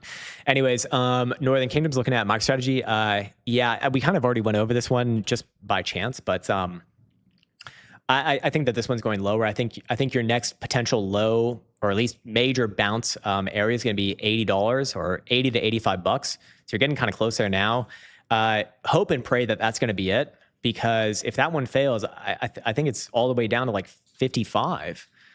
That's the only thing that I can find that even makes sense next. The monthly 200 simple, and that absolutely almost undoubtedly has to be a big bounce. But yeah, 88, I think it was like 82, 83 bucks is about where that next area of interest is for a bounce. But yeah, really hard chart to love, man. Anyways, all right. Nishant is saying, I didn't know you have a crystal ball. Wait a second. Hold on. I need to walk that back, man. Does Solana hit $25 at the bottom, at the cycle bottom? If it's a hypothetical question, I'll answer that, but I don't want to say like I actually know, because I don't know. No one knows, obviously. Look, I can only tell you that I'm absolutely massively, disastrously bearish on this chart, as I have been. Still, there is no reason, in my opinion, to be bullish on this thing right here. Until you, at very minimum, even pop back above $100, I don't even think it's not even worth talking about reversal. Do I think it come down to $25? If it came down to $25, man, I don't even think you want to buy it there, even if it does bottom there, because you're probably going to get like an Ethereum situation or just like a random shitcoin situation. It's like, yeah, you probably get a big bounce during the next cycle, but you're better off just getting in the new shit if you want to play shitcoin relay. But for right now, I'd still be ready to be bearish on it. I mean, shit, man, even as long as you're below last week's high, there's just no reason to be optimistic on this thing. And even above last week's high, that's not a reversal. That's just a, short-term nice move to maybe $85. So it's like, if the question is, do I think it can go to $25? Yeah, absolutely. It definitely can go to like $25, $30. Would I buy it there? Probably. No, hell no. I don't buy shit that looks like this personally. Again, you do you, man. Don't let me sway you on that regard. But I'm not even really seeing anything besides $50, and then yeah, you got $25 to $30 as areas of interest for like bounces. But again, could you do better, elsewhere? I would argue very likely yes. Crystal Wise says it's not too late for Europeans. I'm from Poland and I love you. I love you too, man. We love the Polish, by the way. The Polish are some of the most based Europeans. I know because I lived in Chicago and there's a very, very large Polish population there. And there's some great fucking Americans, man. They really are. Those people work hard as fuck. They really do. They work hard as fuck. They're patriotic. And generally they seem like pretty nice people. So yeah. Caretaker, the socialist outrage intensifies. Exactly. Warcraft says VCYT. I don't think. Do we look at this one on Monday? Verify. Yeah, that name sounds familiar. Hey, here we have a stock that's actually bullish. Crazy. Nice. Not bad at all. And I believe we were bullish on it on Monday as well. I don't really have anything to change here. I think that you probably spike these previous highs around $60 and open up on a pullback in July. I do think for a lot of the things that have been rallying, you're going to see a pullback in early July, but it's bullish. The pullback is very likely an opportunity. At some point, you probably retest that all-time high. This is good. This is really good. I could potentially reverse my statements if it finished out this month below $50. I don't think it's going to do that, but if it did, that would be somewhat of a red flag to me. But until then, I see 1, 2, 3 higher lows here. You're back above those range highs. I think the breakout's real, man. I think that this thing is generally going to be up and to the right with a pullback in July. Zero X Monopoly says, question below, Krown. Okay. I know your stance on current shitcoins, but do you believe that crypto as an asset class has a place in the future of institutional finance? They just haven't been created yet. Yeah, I think it would be short-minded or closed-minded to not say that. Yeah, I think so. I think crypto as a technology makes a lot of sense. But I think it's going to be massively successful. Actually, it's just what I think. What might happen that many shitcoiners haven't maybe considered is that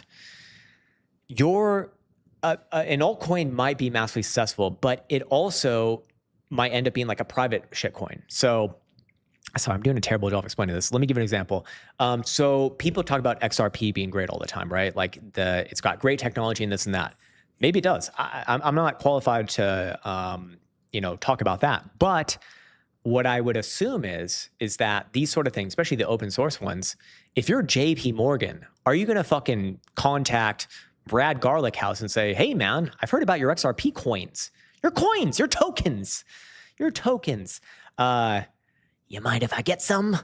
No, he's going to make his own because one, they have the capital to do it. And two, like I don't think it takes rocket science, man. And they definitely have the personnel to implement it. So it's like crypto probably does have a major place in the financial industry, but it might be just done in-house. And all of these speculative shitcoins, we already know 99.9% of them are going to fail, but it's like the ones that are successful, they might just be copied by the businesses that actually want to use them. And well, why wouldn't you do that? I mean, I would assume, look, if I'm Jamie Dimon from JP Morgan, of course I'm going to want more control. Like, duh. Like, think like him. Put yourself in his shoes. Like, what would you do as a CEO? Of course you're going to do that, or at least that's what I would think. Pricey says GAW on. Is this Games Workshop? No, it's not. Yeah, it is. These woke motherfuckers. They destroyed Warcraft, I think. I don't really care. I don't really like Warcraft anyways. Good. Obviously very, very good. This is the pride and joy of the London Stock Exchange, of the London equity markets. I think this is obviously very good. I think that this thing is in a real major breakout. And if we're just going to come up with the next area of interest, 2266 to the upside, followed by 23,720. And then above there, you got 25,000. Overall, the trend is your friend, and I got no reason to be bearish on this thing, especially as long as you're above even 19,500 for what it's worth. If it came below there, okay, yeah, I'd call it top. It's a parabolic move, obviously, but I think this one goes higher before it inevitably tops. So that's what I say about that, man. Yeah, daily plus. If we're just looking at the daily, yeah, breakout's real, new highs, it's good. But do be aware, when it turns around, which will happen at some point, it's going to be real fucking fast and take no prisoners on these parabolic moves. Tentatively, actually, I'd put the reversal point not at 19,500, but at 19,900. Below there, I'd be scared. John saw Bitcoin. What did you see? AMD. Not strong. Weak post content to username ratio, bro. AMD here, like a lot of these things, semiconductors, short-term reversals. Wouldn't necessarily get full-on bearish on it just yet, but if it does close this weekly out below 490 or 495, I think that would be problematic. For now, I do think this pullback does come lower to, I think it will test 490.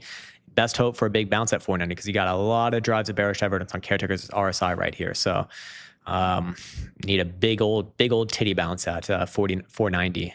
If it fails there, I think that this thing's coming down to 420. Great number, to 430. Probably another bounce jump there, but at that point, I think fun's over for a while, and you're probably getting ready for a move, like 380 to 400. Tries for another base there, something like that. Wow, there are a million super chats today. That's crazy. I thought no one gave a fuck about this market anymore. All right, let's see.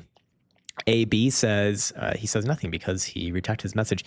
Feel free to feel free to post a message. Hey, what's up, Zonkard? By the way, man, I sent you an email the other day. They did. It was on Fox. Wait, what? Which I don't know what that's in reference to, actually. Anyway, oh, sorry. I do see your message, AB. Intel. Yeah, we'll do Intel. Only one at a time, man. Do need to keep time in mind, and especially for the lower super chats. Well, you already know. Just got to be fair. Intel, So I've been targeting like 150 on this next move. I think I'm going to end up taking a little bit more profits right here, to be honest. Look, man, Intel, I'm a big holder of Intel, and I've been selling at the previous top at 120, and I'll probably sell a little bit more today. I don't think it's done for forever, but putting everything in context, I mean, God, this is the second high RSI read ever. Quarterly is probably quarterly is actually nowhere near the highs, but so yeah, probably does open up, what is it, July on a pullback. But I think this one's likely to put in a higher low. And I technically would not call like a greater reversal until it pops back down below that 116 low. And at that point, I think it's going to come down to like $85 to $90. I still think it's probably good long term, but in the short term, you can definitely see the cracks emerging here. So short term, yes, more downside, but give it a chance to have some big old titty bounces at 120 to 122 region. If it reclaims 130 on that bounce, I think that's a really good sign for low in and more up more. If it fails below the weekly, then I think got real problems for a much deeper pullback in July, maybe even August. But still, long term, I actually don't think this one's done just yet. It can survive a big pullback to $100 or even $85 and still be in a position to continue the trend, into end of year. So I wouldn't count it out just yet. Again, I do own a lot of that one. Anyways, Doob Double Ender says, howdy Krown. What's up, man? Would you please take a look at NXT? It's an XPLC. What is PLC? I don't even know what a PLC is. Next Power. It's an XPLC.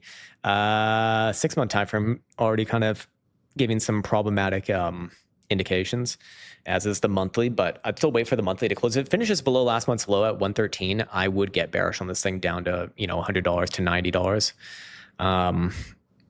Daily time frame, I think downside, think you're coming back down to 110. Probably try a short-term bounce there. I mean, if I'm putting 2 and 2 together, I think short-term's down. If it finishes the months, around those regions, especially below last month's low, then I think that this thing's top for a while, and I think you're looking for a move sub 100, $90 at least. Might be okay there, but yeah, that's a decent downside move from where you're at. AB says, predictions for end of Q3 for ENTG. I mean, look, man, I don't, there's no way for me to really know. I hope that people do understand this. I can go off of trend. I can go off of areas of interest. Doing predictions, I think, is fucking worthless because it's not really able to back them up with much. Like hard data, like hard signals. ENTG, I think the breakout's very likely going to be validated this quarter, which means that we should be expecting new highs in Q3. Where am I generally looking for on this thing? 200 plus. Does it get there exactly in Q3? I don't know. Timing isn't the component of that analysis. It's areas of interest to the upside, which is just above 200, and then you got 250.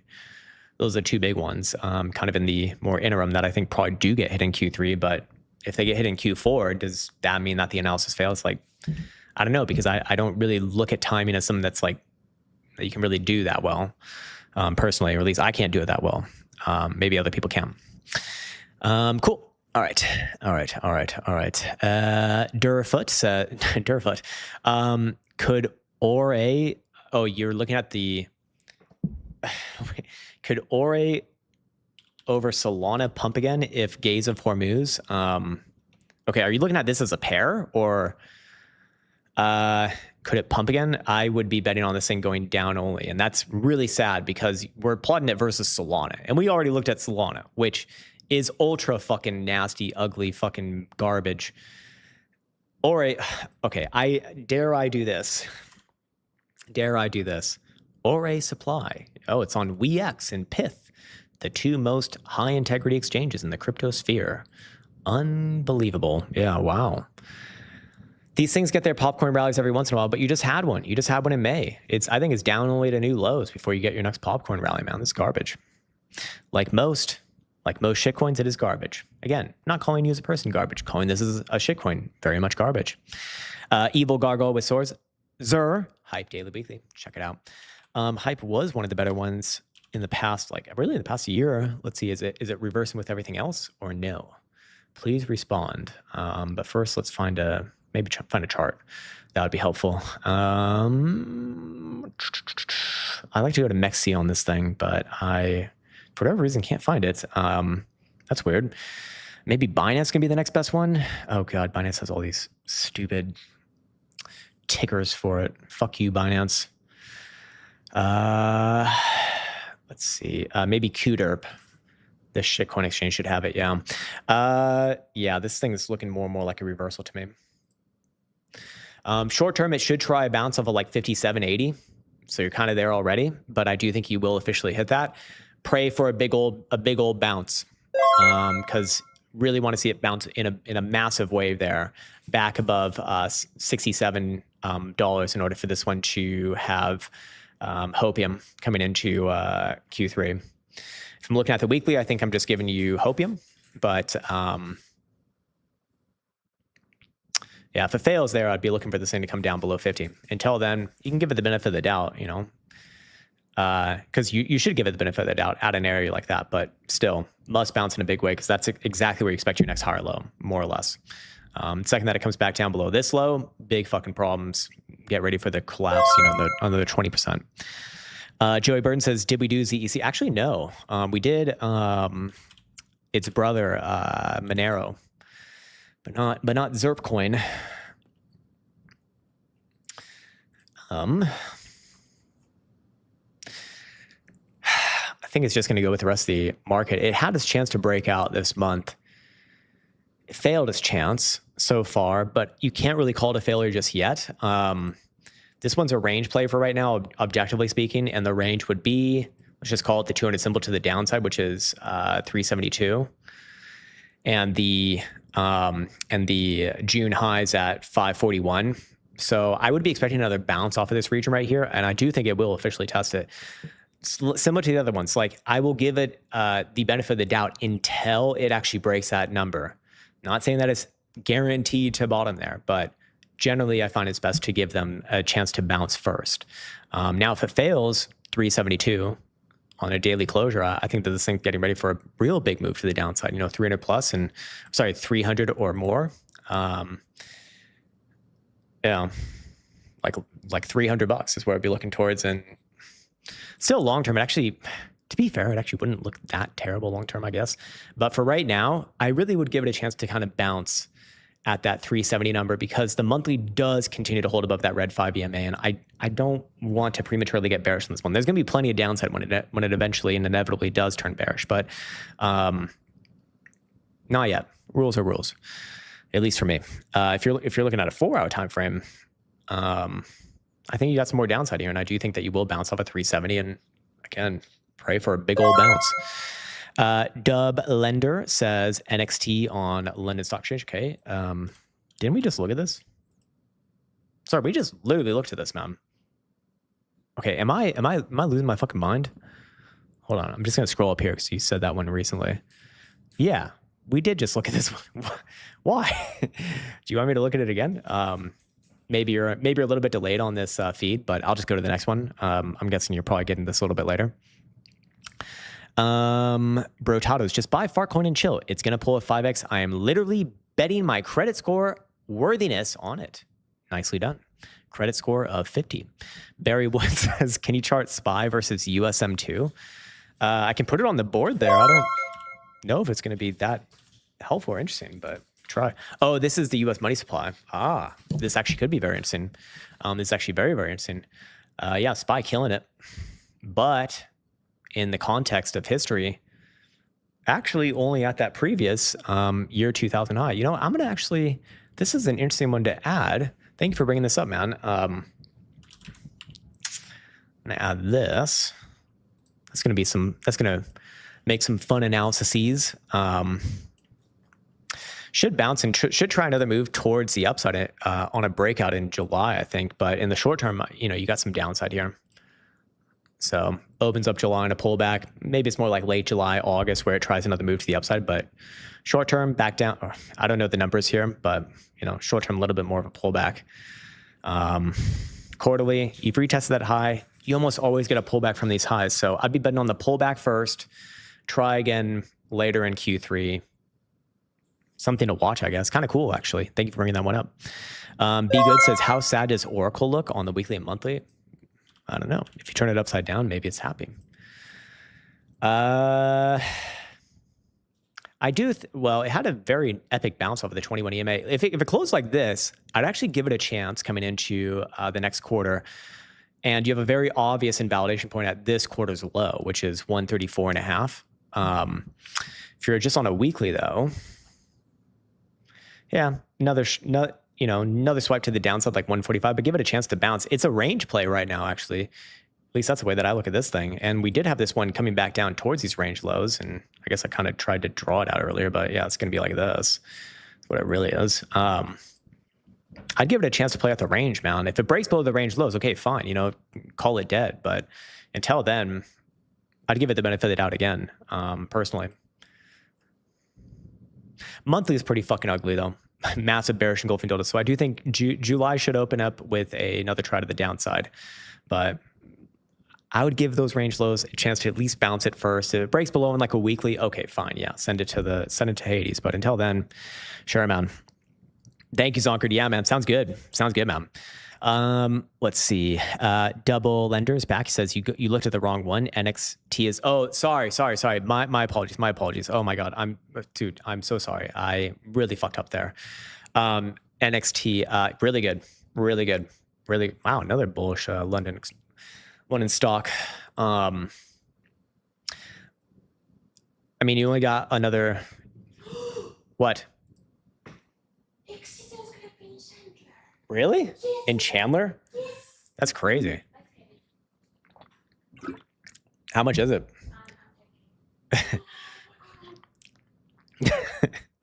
That's awesome. NXT, this thing's in a position to break out. It's already retested the high side of the range. It pulled back last week. It's trying it again. Usually these are the ones that push through, man.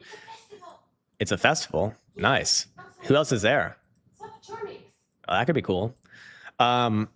I'd look for this one to next area of interest to the upside, because I do think the breakout's very likely real here. The RSI looks pretty good. Right here, 16-ish to 16.3, then big one at 17.3. And then if things get really crazy, somewhere up here. But yeah, something like that. Overall bullish, especially as long as you're above last week's low, man. I think this one's attempting the breakout like now. Especially going to the end of this month, you got hidden bullish evidence on character RSI again. I love it. Cool. And again, apologies for looking at the wrong one, man. I'm embarrassed. Chris Fellows, I wanted to short Tau, ideal entry on the hourly or 4 hour. Okay, I can do that, but might be getting a little bit deep into that move to try it here, but I don't know. Let's see. Where would I enter? I don't like to enter in when it's continuing. I like to enter in on the lower high. So I would short the 21 EMA, but you already got that test right there. So if you get back up there, it's probably not a good sign. Hourly time frame should have a snapback rally right now, tentatively at least 212. I wouldn't buy that. I wouldn't sell that one though, because you got 3 drives of bullish evidence here again on care. Look, I think we got to sell caretaker's RSI as a singular thing again. This thing's so fucking good, and I use it so fucking much. I don't know if caretaker's still here right now, but I think we need to make that change, just because like, I know a lot of people want to get into his stuff, and a lot of people just want the RSI. So maybe we need to do that again. I'm so fucking reliant on it at this point. I don't like shorting it here personally. I don't. Even though I'd be bearish on this, I think it's going to at some point get back down to like 190. Probably go even lower, probably at some point get back down to like 150. But when you're playing the 1 and 4 hour, I don't like the setups here. Maybe you do. If you short right here, where's your risk? Your risk on the 4 hours, 225. Is that acceptable to you? It's 5%. It's not terrible, but for a 4 hour time frame, that's kind of terrible. So not acceptable for me. Maybe it is for you, but not for me. Where would I short it?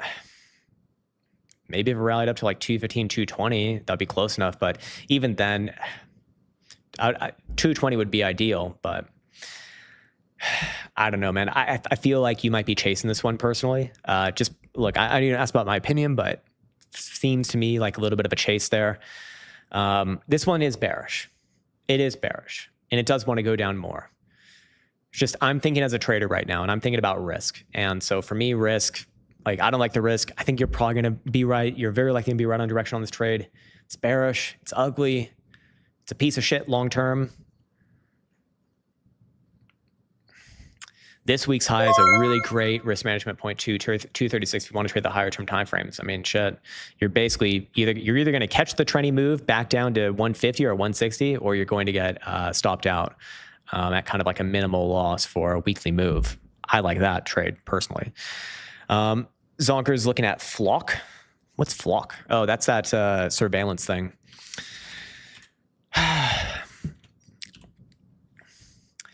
Oh, it's a crypto?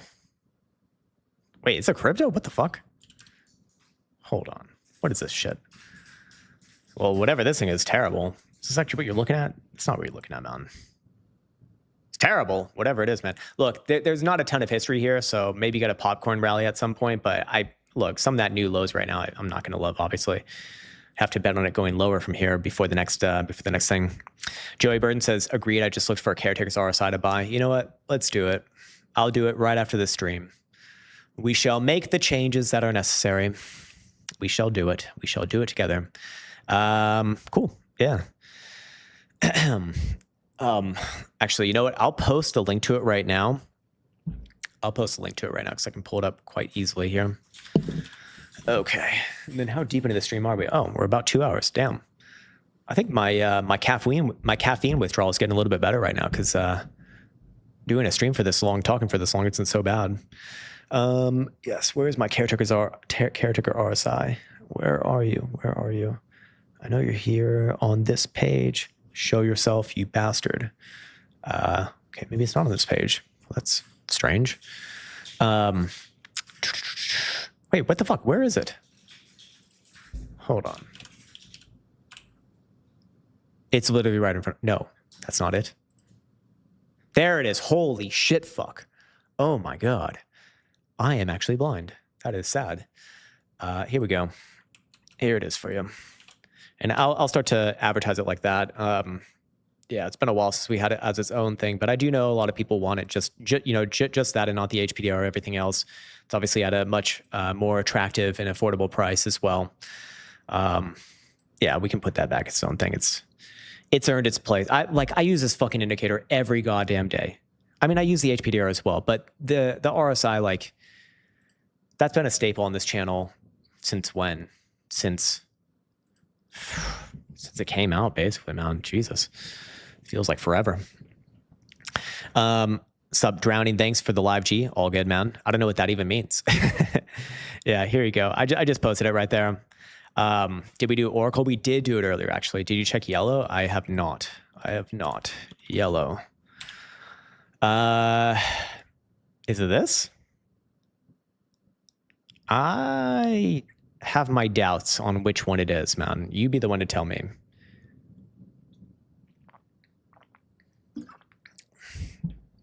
Oh, you already have the HPDR. Yeah. Email Elsa then. She'll give you a discount code for the for the RSI. She'll give you 20% off. Yeah. Let's see. Yeah, that monthly. Yeah, it does look brutal. Let's go back to Bitcoin. We haven't looked at Bitcoin in a while. The old corns here. The old cornies. My old little cornies. My little corns. Ooh, what's this? A delivery coming.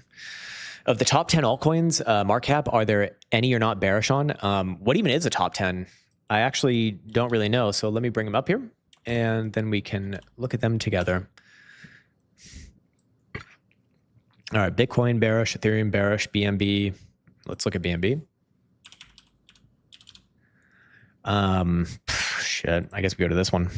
Bearish. I'm gonna go out on a limb here and say bearish. Yeah, bearish down to 420, or at least it's gonna try a bounce at like 520. So that'd be cool. USTC, not bearish. Tether, not bearish. XRP bearish. Solana bearish. Tron, has it broken down or no? This one just continues to remain at the highs, but it doesn't seem to really move that much. But at least it ain't going down. Yeah. I don't know. Tron I don't really like to look at because Like I feel like we're just like falling into some sort of fucking trap. Hyperliquid, we already looked at that one, and I think it was like give it a chance, but short term down. Doggy coin, check out that one. Doggy derp. Doggy USD. Dogecoin, bearish, yeah. Great, incredible, amazing. What do you think about Figma? Is that like a Ligma thing? Am I being trolled? Figma Incorporated. I've sold leads that they're doing big moves. A lot of companies adopting it as part of their tech. You have some inside information? Well, shit, man. Thanks for that. But as far as the chart goes, don't really like it. But hey, if you have inside information, shit, do what you're going to do with that, I guess. It's illegal, so you probably shouldn't, tell it on like a live stream on YouTube. But if I'm looking at this chart, I would be bearish on it, absolutely. Just based off of the chart. Just based off technicals, it is technically bearish, obviously. 1, 2, 3 lower highs, 1, 2, 3 hidden bearish divergence drives. Already at lows almost. I mean, I think this thing's poised for new lows. Yeah, the Ligma joke. But what about it as a master surveillance company that uses AI and being abused? I think with the technology that's abound nowadays, it's inevitable for all this stuff. I think already we don't really have privacy anyways. And we can only hope. And look, you rightfully point out any technology like this can be abused. But the only thing that we can hope for is that there'll be a way to not make it abusable. That's our best hope. But I think it's inevitable. I mean, to be honest, man, I also think a central bank digital currency is inevitable as well. It's like, yeah, for this administration, they're not going to do it. But look, it's just a matter of time before the fucking blue team gets in charge. I mean, shit, man, like look at New York and look at, I think it was Michigan as well. Like they didn't elect like normal blue teamers. They elected like fucking far left, literal socialists. These people have been on record literally as saying that they hate America, stuff like this as well. They just got elected. I mean, they didn't get elected, but they passed their first test, basically. It's like that is the future of the blue team. So if the blue team's future is that, and at some point they will win by whatever means necessary, take that as you will. You better hope that things are in place before then to make these technologies safe, because at some point, it's just I think it's just inevitable. Obviously, the idea of it, I like. The idea of it I like is because, yeah, that would help, reduce crimes and whatnot. Can it be abused? Yeah, that's the, as with anything, there's trade-offs. But I think if we operate from reality, we can, one, assume these are inevitable. They are inevitable. It is inevitable, unfortunately. Technology is inevitable. It just is. So, yeah. That's all I got to say about that. Whether my opinion is positive on it or negative on it is irrelevant. It's going to happen, man. It's going to happen, I think. It's just like AI taking over. I mean, at some point we'll probably just have AI, like an AR supercomputer, as the government. Probably inevitable. Just like, producing AI and working on AI technology until we get to whatever super fucking AI, whatever. At that point, it is inevitable. Why? Because we are incentivized just in the same way that we were incentivized to work on like nuclear technology for World War II.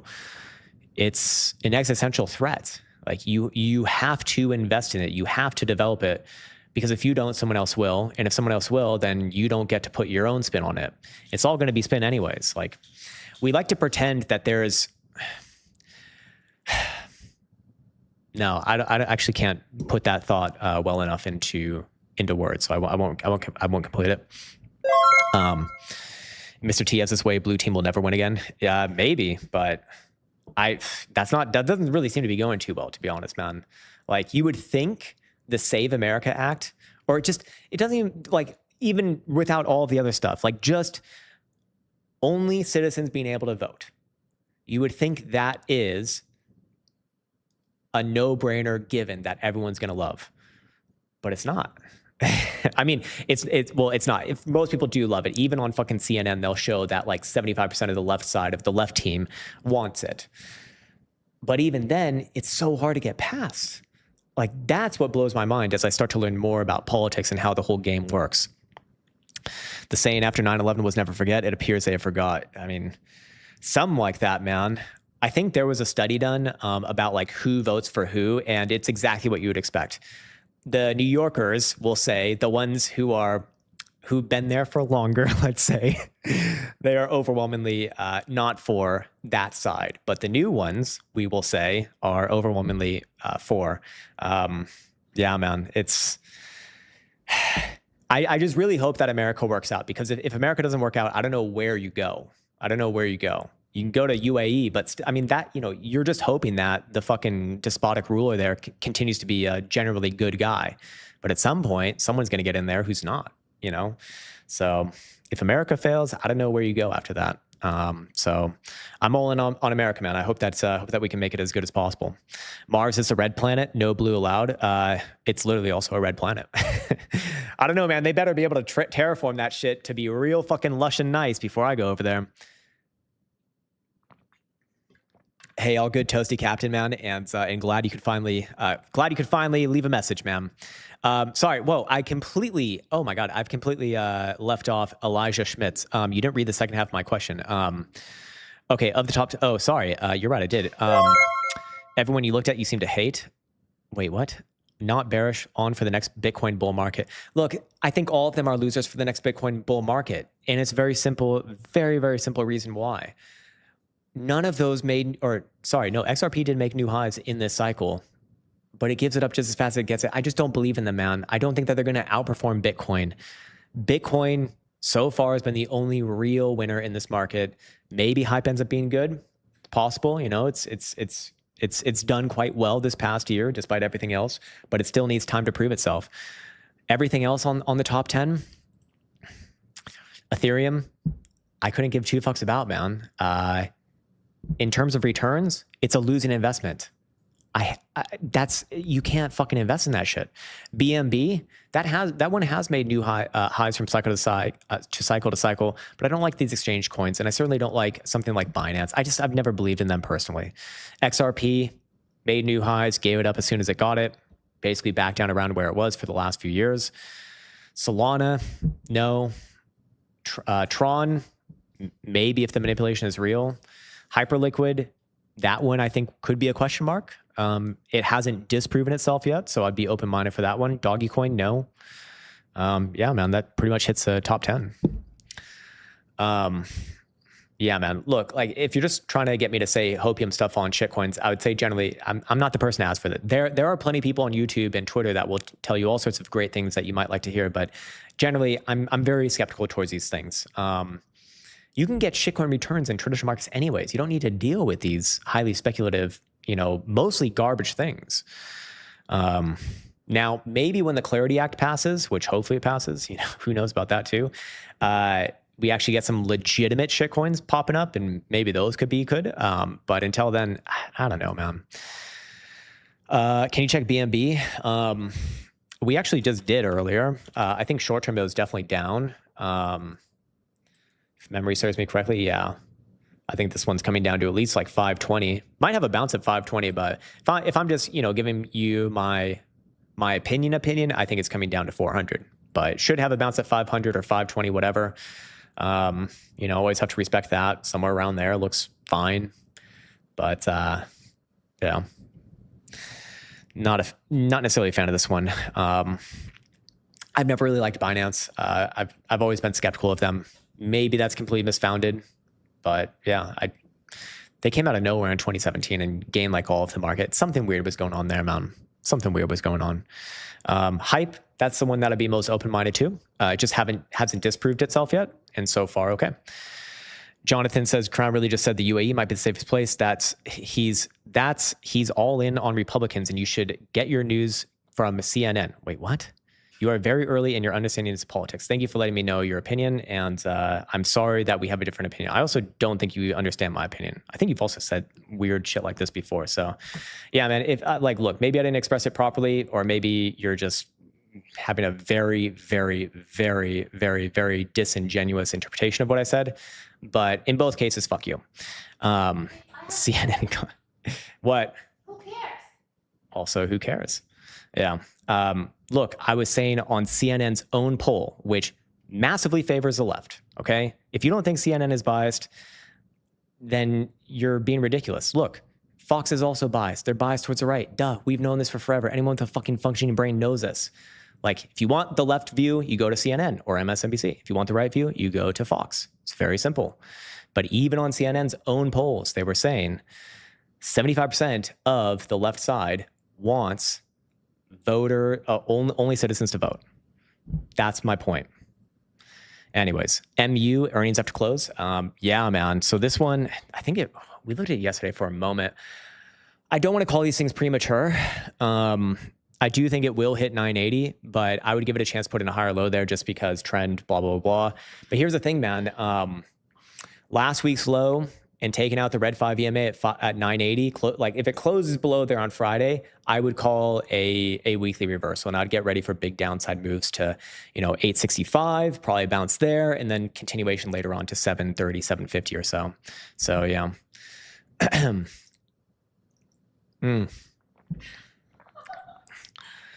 Yeah, geez. Okay, this person's like actually crazy.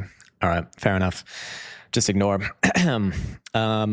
All medias are biased because they don't work for free. Yeah, I mean, there's definitely that. But I mean, look, even the most, unless if you're fucking Mother Teresa, right? The most virtuous person, you're going to have some sort of bias. We all do. We just might not be conscious of them. And I mean, that's really what it came down to in the past. In the past, we were all getting our news from the same source. That's why America was so united back in probably like, my dad's era, like the 60s, 70s, 80s. Everyone watched the same guy, Walter Cronkite. And so you're getting the same news from the same person. So there was a lot less room for interpretation and whatnot. And so most people believe the same things, which means that most people are probably united in their beliefs. Yeah, there are some people out there, who had different beliefs and whatnot. Fair enough, but, that's why it worked. Anyways, nowadays, because we have so many different news sources, especially even online, it's like, makes it really difficult, man. Makes it really difficult. Like if you listen to some sides, like you live in a different world basically to the other side. Like you just, I mean, it's crazy. It's totally crazy. So my point is that we all have our biases. We all have our biases, and it's inherently going to be presented in the news, and in the way that you interpret the news as well. So it is what it is. It like the flock thing. It's inevitable. Like we're humans. We're fucking humans, man. Anyways, what do you think of SpaceX? What point would you look at for a long-term buy? I wonder how true it is that all IPOs retreat at least 40% below IPO eventually. I'm not the best person to ask for these sort of things because I don't like. I typically avoid IPOs, ICOs. Look, I like Elon Musk. I think he's generally going to do well. Do I look at this chart and say, oh, it's a great chart? No, obviously not. But it's very, very new. There's very little to be going off. If I had to bet, it will go further to the downside. We'll go exactly 40% below the IPO price. Maybe. But look, the way that I look at it is I want to see very obvious signals of a reversal, and then I will be happy to allocate some small amount to a singular stock like this. But until then, I ain't fucking touching this, and I don't want no piece of it, man. Nothing. Yeah, I think there's gonna be some bag holders here for a while. SpaceX is overvalued by about 89% with current earnings. Yeah, but if you haven't been paying attention, almost everything trades at like fucking 30, 40x earnings. So. Nothing new there, man. Nothing new there. Anyways, you got your degree in master's in mass communication. I mean, in my opinion, you're probably getting a degree in mass communication. Like, oh my God, dude. Oh, Jesus Christ. Yes, the media, yes, they do multiple peer-reviewed articles, then spread the truth. Yes, of course. Yes, I believe you, okay? Yep, you're totally right. Totally. They're totally unbiased, and they're all angels, not with their own agendas that are trying to promote their social causes as activists / journalists. I believe you, sir. Yeah, man.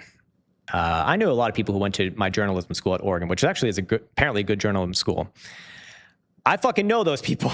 I wouldn't trust a goddamn word any of them say. Jesus Christ, man.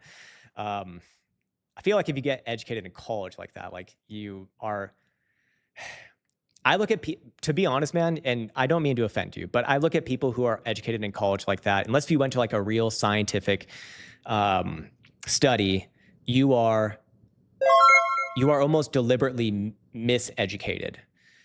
Like you're taught from fucking like those people aren't even doing their fucking job. Like they're not journalists. Ondo Punch says bounce or EOSE. Okay, EOSE. Yeah. Anyways, that's just my opinion, man. You're free to disagree. Maybe I'm right. Maybe I'm wrong. Maybe you're right. Maybe you're wrong. Who gives a shit? Because at the end of the day, we don't fucking know. You don't fucking know. So don't pretend like you do. Down, man. This is bearish. This is coming back down to 440. But I do think it's just a range play for now, or at least I'd trade it like a range play for now until proven otherwise. It'll be proven otherwise if and when it does lose 440.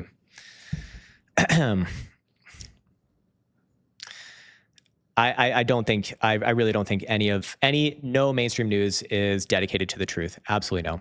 Absolutely not. Absolutely not. Absolutely not, man.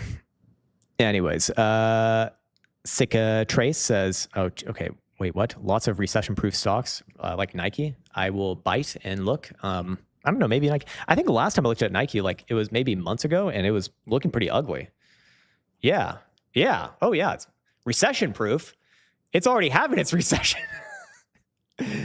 Like I said, man, look, we can agree to disagree, man. Like, your opinion doesn't matter. My opinion doesn't matter. We'll never know the truth, really, on any of these things, unless you're like actually seeing it right there in front of your face. That's my point with the media. And I've seen, there's been a few times where I've seen things in front of my face, and then the media reported on it in a completely disingenuous way from mainstream media. Again, that I was actually there and I saw personally, and there's no way I can trust them after that. Zero way. Zero. Yeah, Nike, recession-proof. Nah. Don't know about that one, ma'am. Don't know about that one. Blake says Rockefeller and Carnegie created the public education system and a fair number of colleges to create good workers for their factories. Generally, yeah. The truth lies somewhere in the middle. Sometimes. Yeah, I don't know if this is recession-proof, man. I think it's in a depression. It's only down like 80%. Damn, I was almost on the money there. 77.16%. Do you about the trust initiative? Wait, what? I do you English. Many big corporate media made this coalition to make sure they all say the same thing for the purpose of building trust towards them. They're not doing a good job of it, because I don't think they are saying the same thing, man. Arib says, yeah, CT Caretakers RSI has been great. Been using it since 2021, but forgot when it came out. Yeah, we'll put that back out. Actually, I've already done put it back out as its own offering. So you don't need to get the full package if you don't want to. Nike got overvalued by a lot. All clothing companies are down the drain. Fair enough. Fair. Yeah, man, I'm I feel very recession-proofed. But I don't think well, look, just because a company doesn't go bankrupt doesn't mean their stock's going to go up, man. This is a big fallacy that many people have when looking at stocks. Like they think, oh, that's a good company, right? They've been in business for a long time. I like their product. Which sometimes can be a good way to find a good company, but don't mean their stock price is going to go up, unfortunately. Nike might be a good long-term buy. I think you probably bought him out relatively soon, down 80%. Yeah. It's like, Jesus, man. Have they tried lowering their prices? might help out sales a little bit. BTI is a recession play. What's BTI? Let's check it out. BTI. British American Tobacco Industries. It's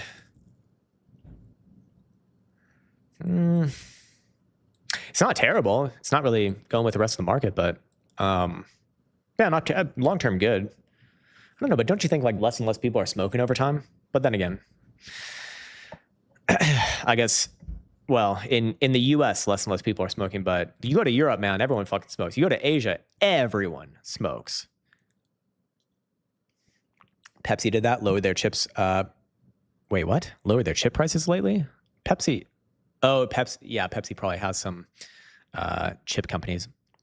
Aren't you supposed to buy long-term bonds? I mean, you first. I ain't doing that.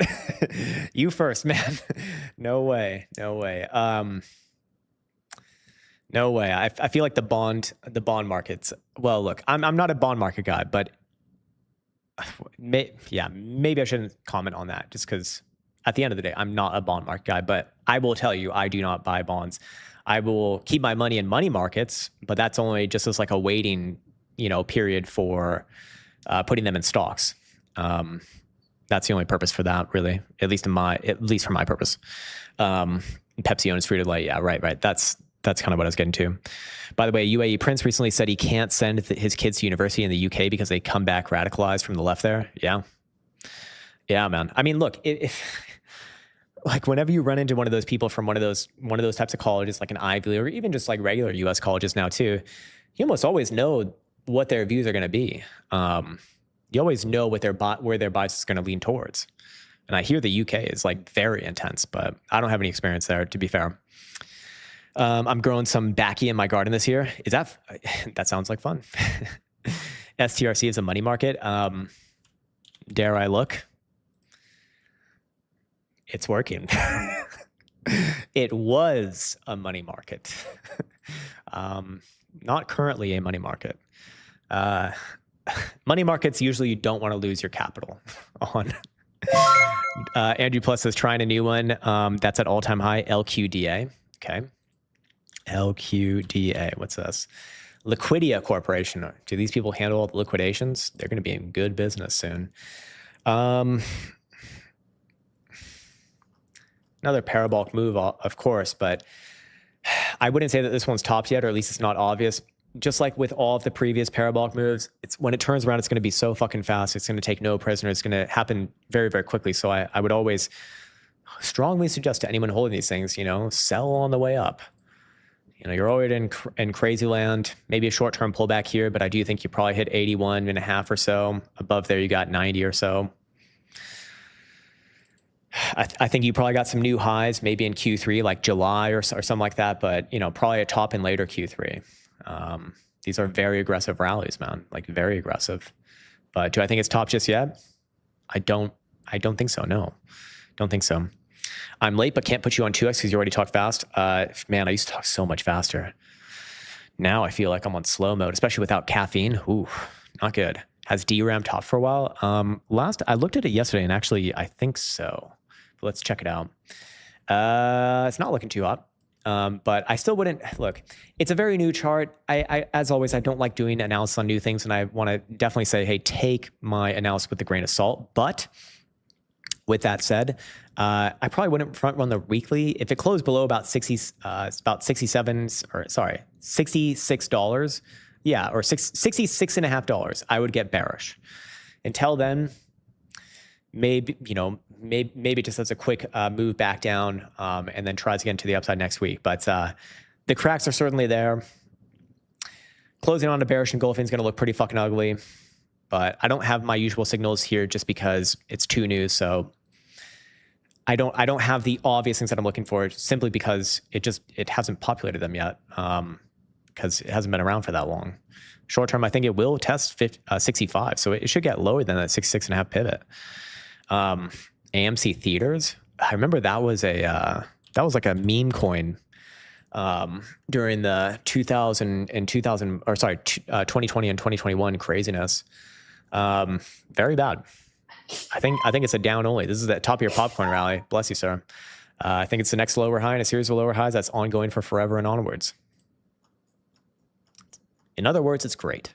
No, I think it's terrible, man. I think it's going down from here. Yeah, I think we got to shut things off right there, man. My voice is like I'm starting to feel it in my voice. But hey, it's been a really fun conversation today. It's been a really fun conversation. I think we shall come back for another live stream on Friday. That one is going to be caffeinated, however.